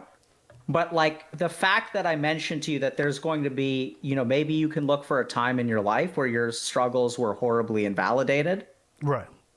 And your mind goes there, that tells us that like you do feel on some level, like your mind can, like I'm talking about a position where your struggles are invalidated and you're unfairly judged, and your mind is like, here, we've got it, we found the file. Right. It jumps right there. So that I think, even though I don't doubt that society has taught you, because that's what happened, right? In that moment is society taught you that like the entire school has thought you're an asshole for 2 days. And it's not like the apology should be public in front of the school assembly. Because they've been, and like, did anyone know that she apologized? Did anyone know that you were falsely accused? No. So the shaming was public, but the apology was private, and then you were expected to move on. That is society's response to you being wronged. Right? And so no surprise that you were taught or conditioned to feel like you don't get to complain. Like, who are you to complain? Does that make sense? So I get that you were conditioned, but I also think that your mind's ability to connect those two dots means that there's also some amount of like authentic, like you recognize that really was not fair and was screwed up. I agree. I think my question lies more in the fact, do other people have that connection? And if they don't, how do they perceive it? Because I think it's fine for you to feel like something unjustly happened to you. But if other people around you don't acknowledge it, it can feel you start to question it. I start to gaslight myself and to be like, did anything really happen? And so I think that's more so my issue, more than anything. Sure. So I think that too, I'm guessing that there's going to be other stories about that. There are going to be stories where as you grow older and you become more like assured of yourself, I bet you if we dug around, we would find stories where like you felt a particular way. I mean, we've even heard a couple, right? Where like there are these people publicly talking about boundary setting and respecting, people, and then like here they are like groping you and, trying to get a piece of ABBA. Because that's a fine piece of meat. And then they're like, they're talking one way, and You know what I question? I question whether or not that kind of stuff has any kind of subconscious negative consequences, in the sense that, like, it's one thing to say things, but I think people really resonate with how you act. And in terms of the messaging, I wonder if that's not backwards. It's like we can say things intrinsically, like, oh, we can say, like, oh, you know, we shouldn't do this to each other. Or like, oh, you know, I know plenty of people like gender roles are terrible. And then like you see their dating life and they subscribe to them 150%, all their choices and how they want to live. And I'm like, aren't we doing something that's super confusing, in the sense that, you know, we can say whatever we want, but the way that we act really encourages people to not act in line with what we aspire to be, but more so how we're being. Does that make sense? Yeah, I didn't quite follow you, but I think I know what you're saying. So here's what I would say to that. Okay. It is very common for someone to publicly support a righteous cause and their ego to excuse them being an asshole in their personal life because they support a good cause. I don't know if that's speaking to what you're saying, but I think that I see this like a seeming contradiction very often. And there's even a term for it in psychology, which is reaction formation. So it's a defense mechanism. Okay. Where like the classic example of reaction formation is the person who's actually gay who becomes a homophobe. Oh, okay, I see. Yes. Right. So like they feel so ashamed of like what they are on the inside that they're taught to hate it, and then they like resent themselves. They're very kind of like ugly on the inside. They have a lot of resentment, a lot of pain, a lot of suffering, and then they channel that towards the outside world and like hate gay people. Right. And so yeah.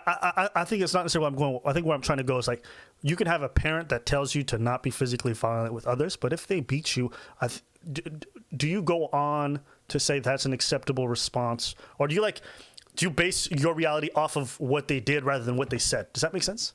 Absolutely. No, yeah, you base your reality off of the fucking confusion of being in that situation. Okay, cool.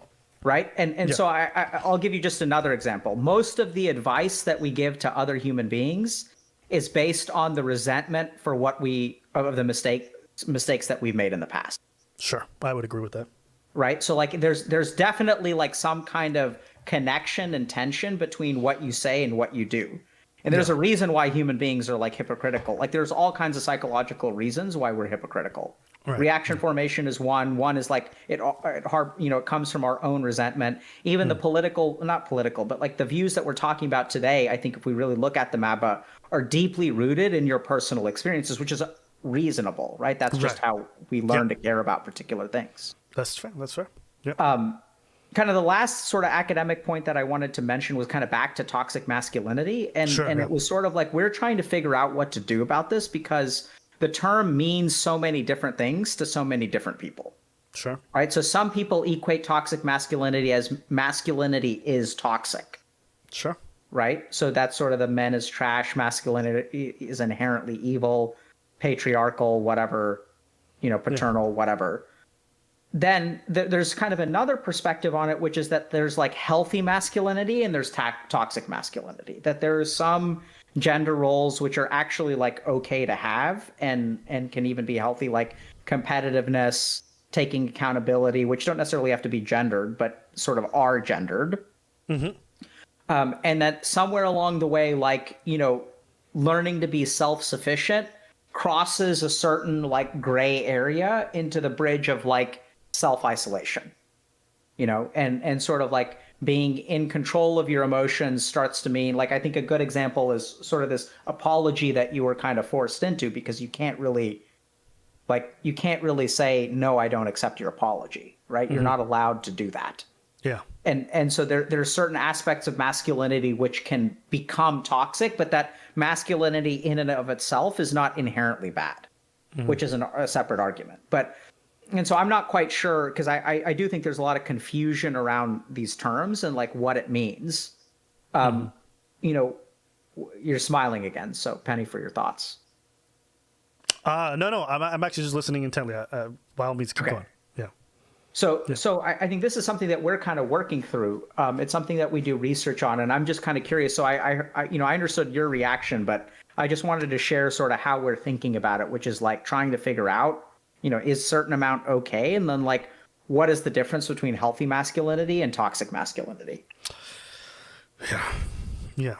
I think even getting to that point and having that discussion is difficult for people because the terms are so loaded, and because, like, again, so many varying definitions, and oftentimes we're having these discussions on public platforms in 140 characters, it's tough to get a good perception of the term. And I think branding wise, because I think people hate marketing terms in terms of civil discourse, but I think it matters. I think how things are branded inherently creates biases and natural reactions to things that cloud the possibility of like good discourse. And I think most men's reaction when they hear that term is viscerally negative. And so you can't even get past the layer of like explaining what's going on behind it because they're so reactionary to the term you've just used, So I think that's one hurdle that's like very difficult to cross for most people. I think I can intellectually do it and be able to hear and be like, I get what you're saying, and you know what, I agree with you. But I also know for most folks, they're not going to get to that point, and that's a tough thing to hear. Yeah. So that's my thoughts on that. That first hurdle seems to be the one that most people have difficulty with. And there's also a question to be asked, like, are we using the right words? And some people are like, well, what does it matter? There's a problem. I'm like, it does matter, though. The words you use have visceral reactions for everyone, Whether you use words like moist and people are just instantly grossed out, even though you're talking about a countertop that is moist. Like, just the idea that people are like, ugh, they hear the word. Our words matter. What words we use matter. And I think that's seems like such a minor detail, but I think it's like one of the largest impediments to a real discussion on what I think I agree with you, which is that the idea is like sometimes, traditionally masculine traits can be taken too far and they do become bad. Aggression is a perfect example. I think men, you might correct me if I'm wrong, men are overrepresented on one end of the scale in terms of aggression, correct? I don't know what you mean by that question. When we talk about the big five, right? I'm pretty sure when it comes to like aggressive type behaviors, are men not overrepresented? What do you mean by overrepresented? Do you mean greater than 50% of aggressive behaviors are done by men? Yes. I actually don't know that statistic off the top of my head. Okay, I could be wrong. I think I know with like conscientiousness or like, ideas like compassion, I think women might be more represented in some regards. And like men, when it comes to violence, like they're much more represented on the extremes, if I remember correctly. That's what I remember. So at times like violent crime traditionally is why men are present there. Whatever. Where was I going with this? Okay, yes. I could agree that if you overrepresent men in certain areas, certain personality traits, that yes, I could definitely understand that. Okay, toxic masculinity, I could see how that's represented, and I think the discussion is valid. I just think it really comes down to the branding more than anything. That'd be my. Yeah, so I think when it gets to statistics, we get into a really tricky situation. So, like, just to give you an example, there was a paper that showed that being on antidepressants during pregnancy doubled your risk of having an autistic child. Mm-hmm. So people, like, when this paper came out, people freaked out because, like, doubling your risk. And the other thing that you have to remember is that, like, media organizations are not about accurate representation of knowledge. They're about clicks, right? So, like, they're going to make things as inflammatory as possible. Certainly one interpretation of the paper. The thing that people don't really get, though, is that if you look at it statistically, doubling the risk sounds really, really bad, right? But I still think like 98% of autistic children are born to women without antidepressants. And 98 to 99% of women on antidepressants do not have an autistic child. So it's kind of interesting because depending on how you look at the numbers, like the vast majority of autistic children are still born to people. It doubles your risk, but the risk is very, very small. And so just from an epidemiologic perspective, it's still like, 99 out of 100 autistic kids are born to mothers without antidepressants. And if you have if you're taking antidepressants during pregnancy, you have like a less than 1% risk of having an autistic child. And so I think when people ask these questions about, males are overrepresented on the aggression scale, I don't know the data, but I know that you have to be really careful about interpreting that kind of data. Because my general perception about men and aggressiveness is that people overestimate the percentage of men who are aggressive. Yes. That's been my anecdotal experience. Yes. Is that Yeah, I 100% understand what you're saying. I think that's why I was more so talking about the extremes where it's like a very small, minute population size. But I get what you're saying. Yes. Yeah, People so you do just have to over-risk. be. I just don't know what that means, and so I'm hesitant to say yes to that because, like, I think the vast majority of men are not violent in any way. Yeah. What I meant to say, and maybe I'll just try to clear it up, is that idea like when you see extremely high levels of aggressive or violent behavior, traditionally men are overrepresented in that very small population size. That would completely believe. So that's what I don't was know. trying to say. Yeah, I just didn't yeah. use my words well. My So apologies. what you're saying is that if you take the 1% of the most violent human beings on the planet, most of them, or more than 50%, will be men. Yeah, yeah, Which I yeah. would completely believe that statistic. Yeah, and I think I think we both agree on that end. And one thing that was really interesting for me to read up on is the idea that like we're more alike than we are different in terms of like how those personality traits are represented. The idea like yeah, sorry, go ahead. Yeah, so I mean, I was going to say, just as a clinician, like that's been my experience, is that I certainly think that there are unique gender issues, but at the end of the day, I'm sort of in Buddha's camp, Yeah, which is that if you're born, you're SOL. yeah, yeah, yeah, And yeah. I'm not mad at that. I'm not mad at that. And so it's kind of like, everyone sort of deserves support and help. Yeah, yeah. Yeah. So how are you feeling about today's conversation? I mean, did we cover most of what you were kind of looking for, or? Yeah, no, I think it was a great discussion and went in depth on certain things that I haven't had an opportunity to discuss before. So that was great. Yeah. Yeah. I mean, I sort of feel like we're at a natural stopping point, or pausing point, maybe is a better way to talk about it. Makes me think back to, these emails that I wrote to my friends a couple years ago. And I remember I showed them to one of my colleagues. And I was like, I was thinking about talking about some of this stuff publicly. And I was like, but I'm not ready to yet because I'm pretty sure I'm going to lose my job, at Harvard, an academic position. And he was like, oh, no. If you talk about this, you're not going to just lose your academic position. You're going to lose all of your positions. and so I was like, oh, okay, interesting. So yeah. Got to make strategic moves. I know we're probably nearing the end, so I don't want to keep you too long. But there's one last thing I want to touch on that I think was please. Good. And this is not related to this topic, but I wanted to know. I think oftentimes we talk about depression and issues like that affecting us in the first person, but I wanted to know what you think about having people around you that are depressed. Like I have someone who I consider almost like a little brother, going through. I'm not gonna say it's depression, but clearly he, according to him, huge bouts of anxiety. He has a hard time functioning. And I, as his friend, as somebody who loves him, I have a hard time knowing how to help him in those situations or what I can do beyond listening, because I feel like he's so deep in it, and just to give you an idea, like I'm convinced, I believe this wholeheartedly. Like I'll get a call any day and just hear that he's gone, and as a friend, it's kind of hard to deal with that kind of powerlessness because I see him suffering and I just don't know how to manage that. Is that too much to ask at the end? Nope. All right. I mean, in a sense, yes, but it needs to be asked, and it sounds certainly important, so ask it. Can I just think for a second? By all means.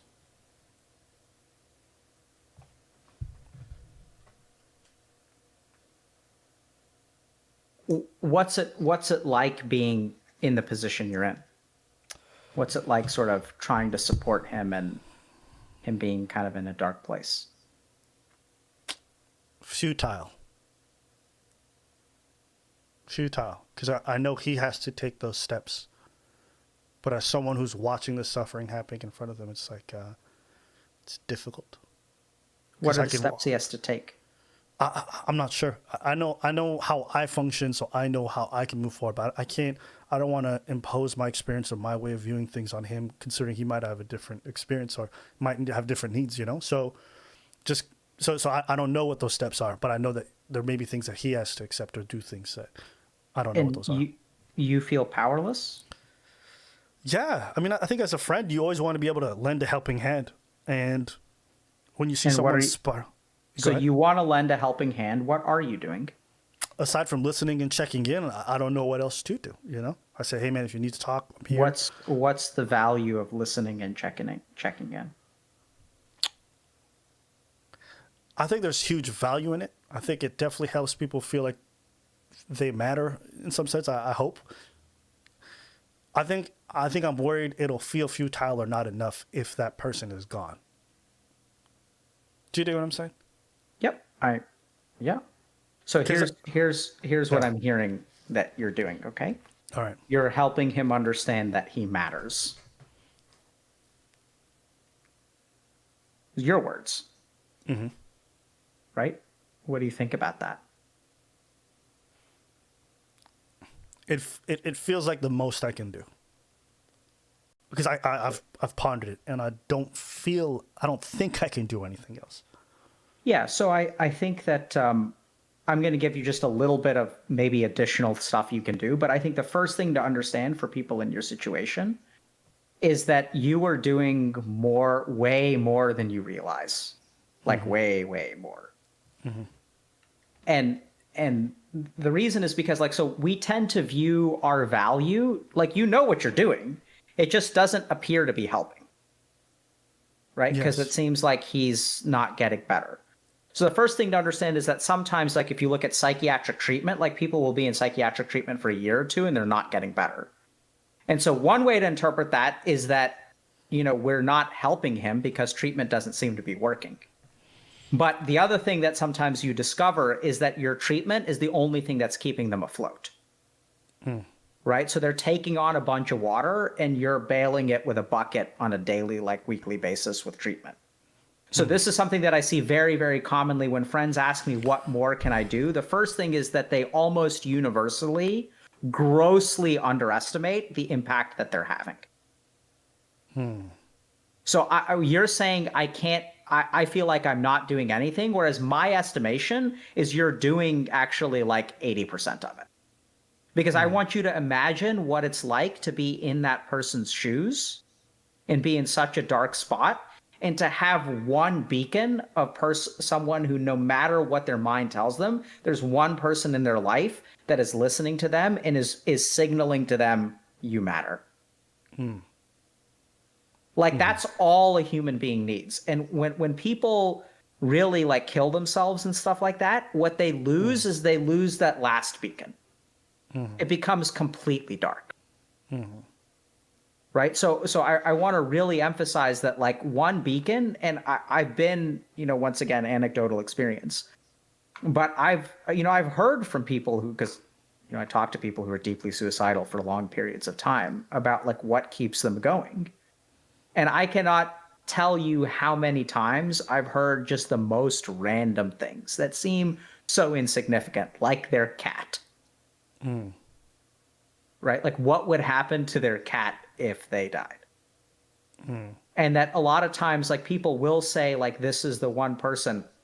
You should go back. I forget if it's the porn addiction stream or the burnt out gifted kids stream. We had a stream where some guy was talking about he was so close to suicide, except there was one random person on the internet that they would talk to every single day. And I remember we were joking at the end of the stream about how that person is the hero. And the thing is that person is never going to know. Yeah. Right? Because you're just not going to get that feedback. And this is where, I hate to break it to you, but I'm very good at my job and I can't keep someone alive. Right. Right? So that outcome, there's another subtle thing that your mind is doing, which is that if I do more, I can prevent a particular outcome. No, you can't. Can you do more? Sure. Can you do less? Sure. Right. But you can't, your fear that you're going to wake up one day and discover that he's gone is not something that you can actually control. Right. You can be really good, and believe me, I'm really good, and I've learned that lesson the hard way. Right. Right? That as a human being, I fundamentally cannot control the actions of another human being. No matter how many years I spent studying in India and what institutions I've trained at, I cannot keep someone from ending their life. I mean, I can in sort of acute and specific situations. And I do have a good impact on it. But at the end of the day, there's a certain amount that you just can't do. I think I understand that intellectually. These are things I know. I think it's just coping with that reality that's difficult. Yeah, so that's where, so I get that you are, so then I think that this is where the conversation really becomes a longer conversation, because in the same way that some of these like views around men's issues are tied to your personal experiences, Hmm. there may be something here about, when you were so alone and Mm. when you were so, isolated in a dark place, there may be something there that, I don't know. I mean, I think if you want to understand it intellectually, but you feel a particular way, like there's an exploration process around those feelings that can lead us to some kind of understanding, which will then like decompress the feelings. Is it not possible that it's just the fear of the inevitability, in the sense that Sure. like this is someone I just care deeply about, and I see them suffering, and what you said is 100% correct. Maybe my impact is way higher than I'm estimating. I could actually probably concede that to you, but I think it doesn't. Even though I know that, and I know I can't do Abba, more, why that do you think it's futility, Abba, that why do you think it's inevitable? just just the way I hear him speak, and just the way I hear him speak. There's a certain like air of hopelessness that he has when he speaks, and sometimes it fades, but then it comes back so strongly, and So, then and then there's like a Abba, disappearance. Yeah, go ahead. so you said the words we use matter, right? Sure. Yeah. So they matter. The way we interpret words is based on our own experience, right? So if you're hearing his words, why does your mind interpret that as hopelessness? See, if you want to get to the bottom of this, that's where you have to go. Right. Because I feel like I'm watching somebody in a loop, and the loop seems never ending. Like where they were at day one and day 95 seems exactly identical or progressively getting worse, if that's even possible. How long has this person been on this in this loop? A few years. A few years. And so, a few years, but I've watched it progressively get worse and more intense. And this person has like reiterated the idea that it's getting more intense. Is this And person getting professional help? I think they tried and didn't like the experience, so they quit. So, I've offered to pay for it and whatever, but it's one of those things where unless they take the olive branch, I can't force it on them. So, Sure, but there are ways you can get them to take the olive branch. So here are a couple things you can do. Okay, okay. very practically. All right. So I know I think this is definitely a longer discussion, but let me try to at least give you a couple things, because this is a question we get a lot. How can I help someone? So the first is, I think you can share with them how you feel. So you can tell them that, I hear that you're getting worse. I hear you've been struggling with this a long time. I'm trying to be here for you. I want to support you. I'm always here to listen. And also, I'm terrified that one day I'm going to wake up and you're not going to be here anymore. Can I ask just one thing right there? Does that Yeah. not place more pressure on them? Yes, Yeah, it does. And is that a good or a bad thing? That's what It's I a want to ask. good thing. Okay. So here's why.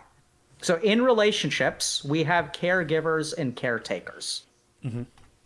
Right? What are you in the relationship? The caregiver or the caretaker?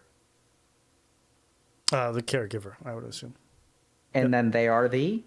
Caretaker. So who's responsible for making things right? Uh, Are the okay? I see what you're saying. I guess it would be me. Yep. Yeah. That needs to change. Right. Yeah. Because even the framing of how you said it kind of threw me off a little bit. But okay. Yep. Yeah. Right? So like this is where, because he does, so it's authentic. Can it be dangerous? Absolutely.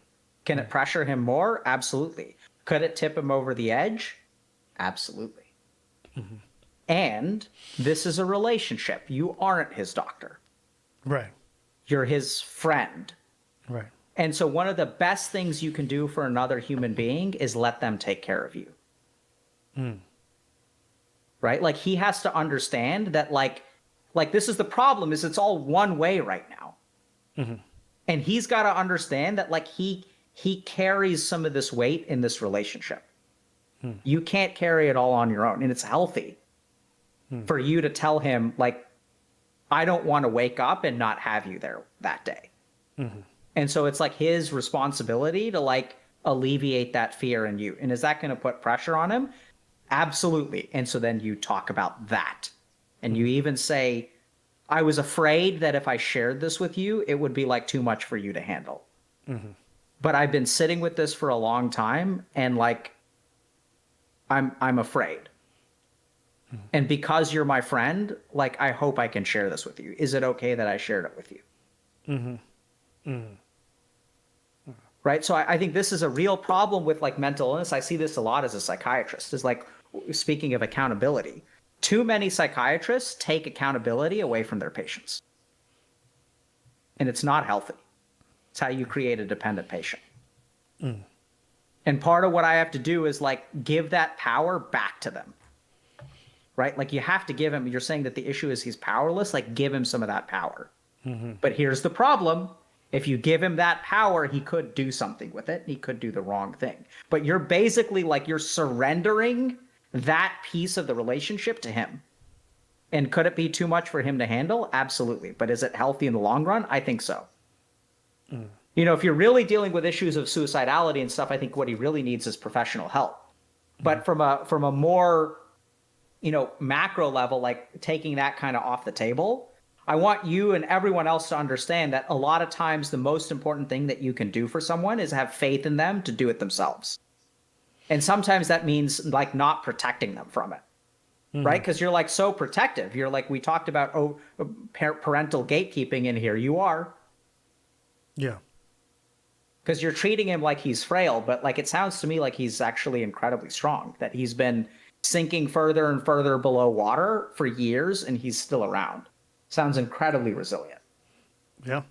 But, you know, I agree. I think he is resilient now. I think he's dealt with so much. And, you know, me knowing his life journey, I agree. I just worry that he gets to a point where enough becomes enough and he's tired of struggling, you know. And I can't tell somebody to keep suffering. But so I think that too is a reasonable thing for you to share with him, that you have that fear that enough is enough. And then the more practical thing is I would really talk to him about, you know, ask him about his experience of mental health treatment and try to really direct him that way, because this is really, you know, I don't know exactly what the situation is, but it sounds like you're afraid and that he really needs help. And so there's like, you know, one bad experience doesn't, you know. yeah. It's like there are good burgers and there are bad burgers. You shouldn't write off all burgers based on just having one bad burger. I agree.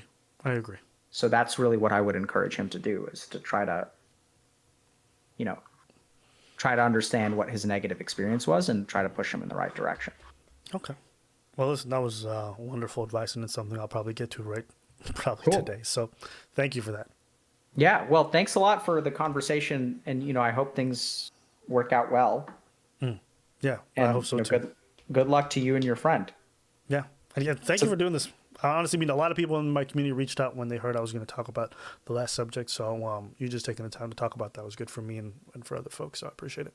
Oh, I loved it, man. I really enjoy talking to you. And I think it's, you know, you move really fast in terms of like having a view and being able to sit with new thoughts and different thoughts.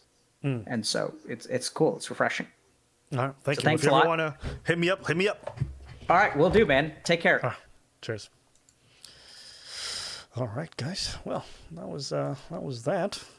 Let's see over here if I can bring back this camera. All right. Close that. Yeah, closing that. Can we get a video capture device? Hey, what up, stream? Let me just bring back the video camera on. All right, we're back, guys. All right, cool. Yeah, so that's the end of this. Let me bring this bitch back. That was really good. I'll look at some of the Charles Edward Cheese. Love the content. Thank you so much. Yo, I appreciate it. That's a big donor. 500. That's a lot, man. I'm glad you guys liked it. Hopefully, this was good for you guys and helped you guys in any type of way. For me, it was very useful. Yeah, for me, it was very useful. And on top of that, I think it helped me to learn certain things So I'm grateful. But that was really good. I'll look at some of the Charles Edward Cheese. Love the content. Thank you so much. I appreciate it. That's a big donor. 500. That's a lot, man. I'm glad you guys liked it. Hopefully, this was good for you guys and helped you guys in any type of way. For me, it was very useful. All right, let me get to a couple of the super chats real quick. So here we go. Thanks for the stream. It's clear me having been both a caregiver and caregiver. Thanks for health advocacy. Hey, man, I appreciate it. This chat made my day immensely better, helped me feel empowered. Jack Hardy, thank you. Hossein Kabi, this is going to help so many people. Thank you for the 30, man. I appreciate it. Caffeine God, I really appreciate the donos. Andrew New, thanks for doing this. Men need healthier spaces to talk about their issue. I agree. Deidre Robin, thanks for your content. No, thank you, man. Without question, we need voices like his in the community. I agree. Joshua Katrupi, this is one of the best discussions of the Red Pill community I've ever heard. Thank you. Gracie, appreciate you. Christoph Ribeiro, thank you very much. Why don't we just remove all models from our media? That's a tough one. Joel, the real Kinky, I can't say your name. Hey, I'm Vladimir's little brother. Wow, well, thank you for the donation, man. And shout out to Vlad. Good discussion as a young man. I find there's a level of self-interest when it comes to courtship. Andres Beltran, thank you. And Rodney Platt with the 50 euros. Love the content. This is a great conversation. Love it when you have these conversations with Dr. K. I appreciate that.